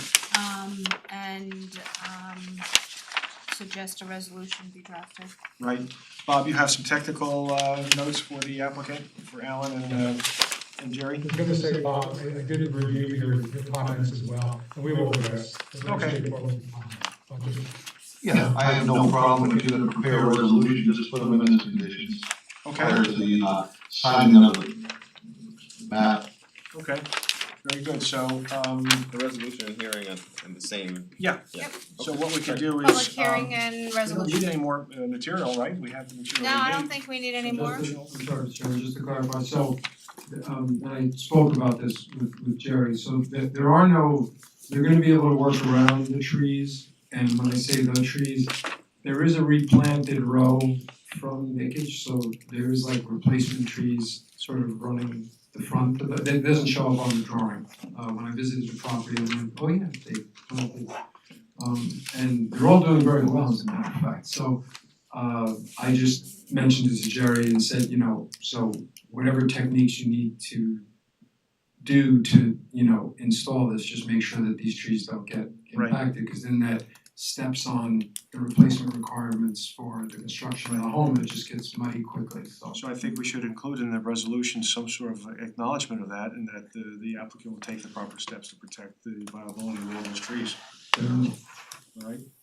And so what we can do is, I don't know when the next time we can do this, I don't think, the first meeting in November is too soon to get a resolution ready, so how about the second meeting in November? November 21st. Is that okay? Yeah. So what we can do is we can entertain a motion to schedule a public hearing and also direct staff to draw up a resolution so that we would be in position to approve and be done with this before Thanksgiving. You have to say the date. November 21st. November the 21st, right? Yeah. Felicia said it. She said it so well. I didn't want to say it again. So is there a motion to do that? Yeah. Second? Second, okay. All in favor? Aye? Aye. Okay, and the last item we have are the minutes of, September 19. As amended, I guess they were amended. They were amended. So the Sorry ones about we that. have here, I think are somewhere here we have. So as amended, is there a motion to adopt the minutes that were revised during the course of the day today? Motion. Second? Second. All in favor? Aye. Aye? Aye. Okay. Is there a motion to close the meeting? Motion. Second? Second. All in favor? Aye. It never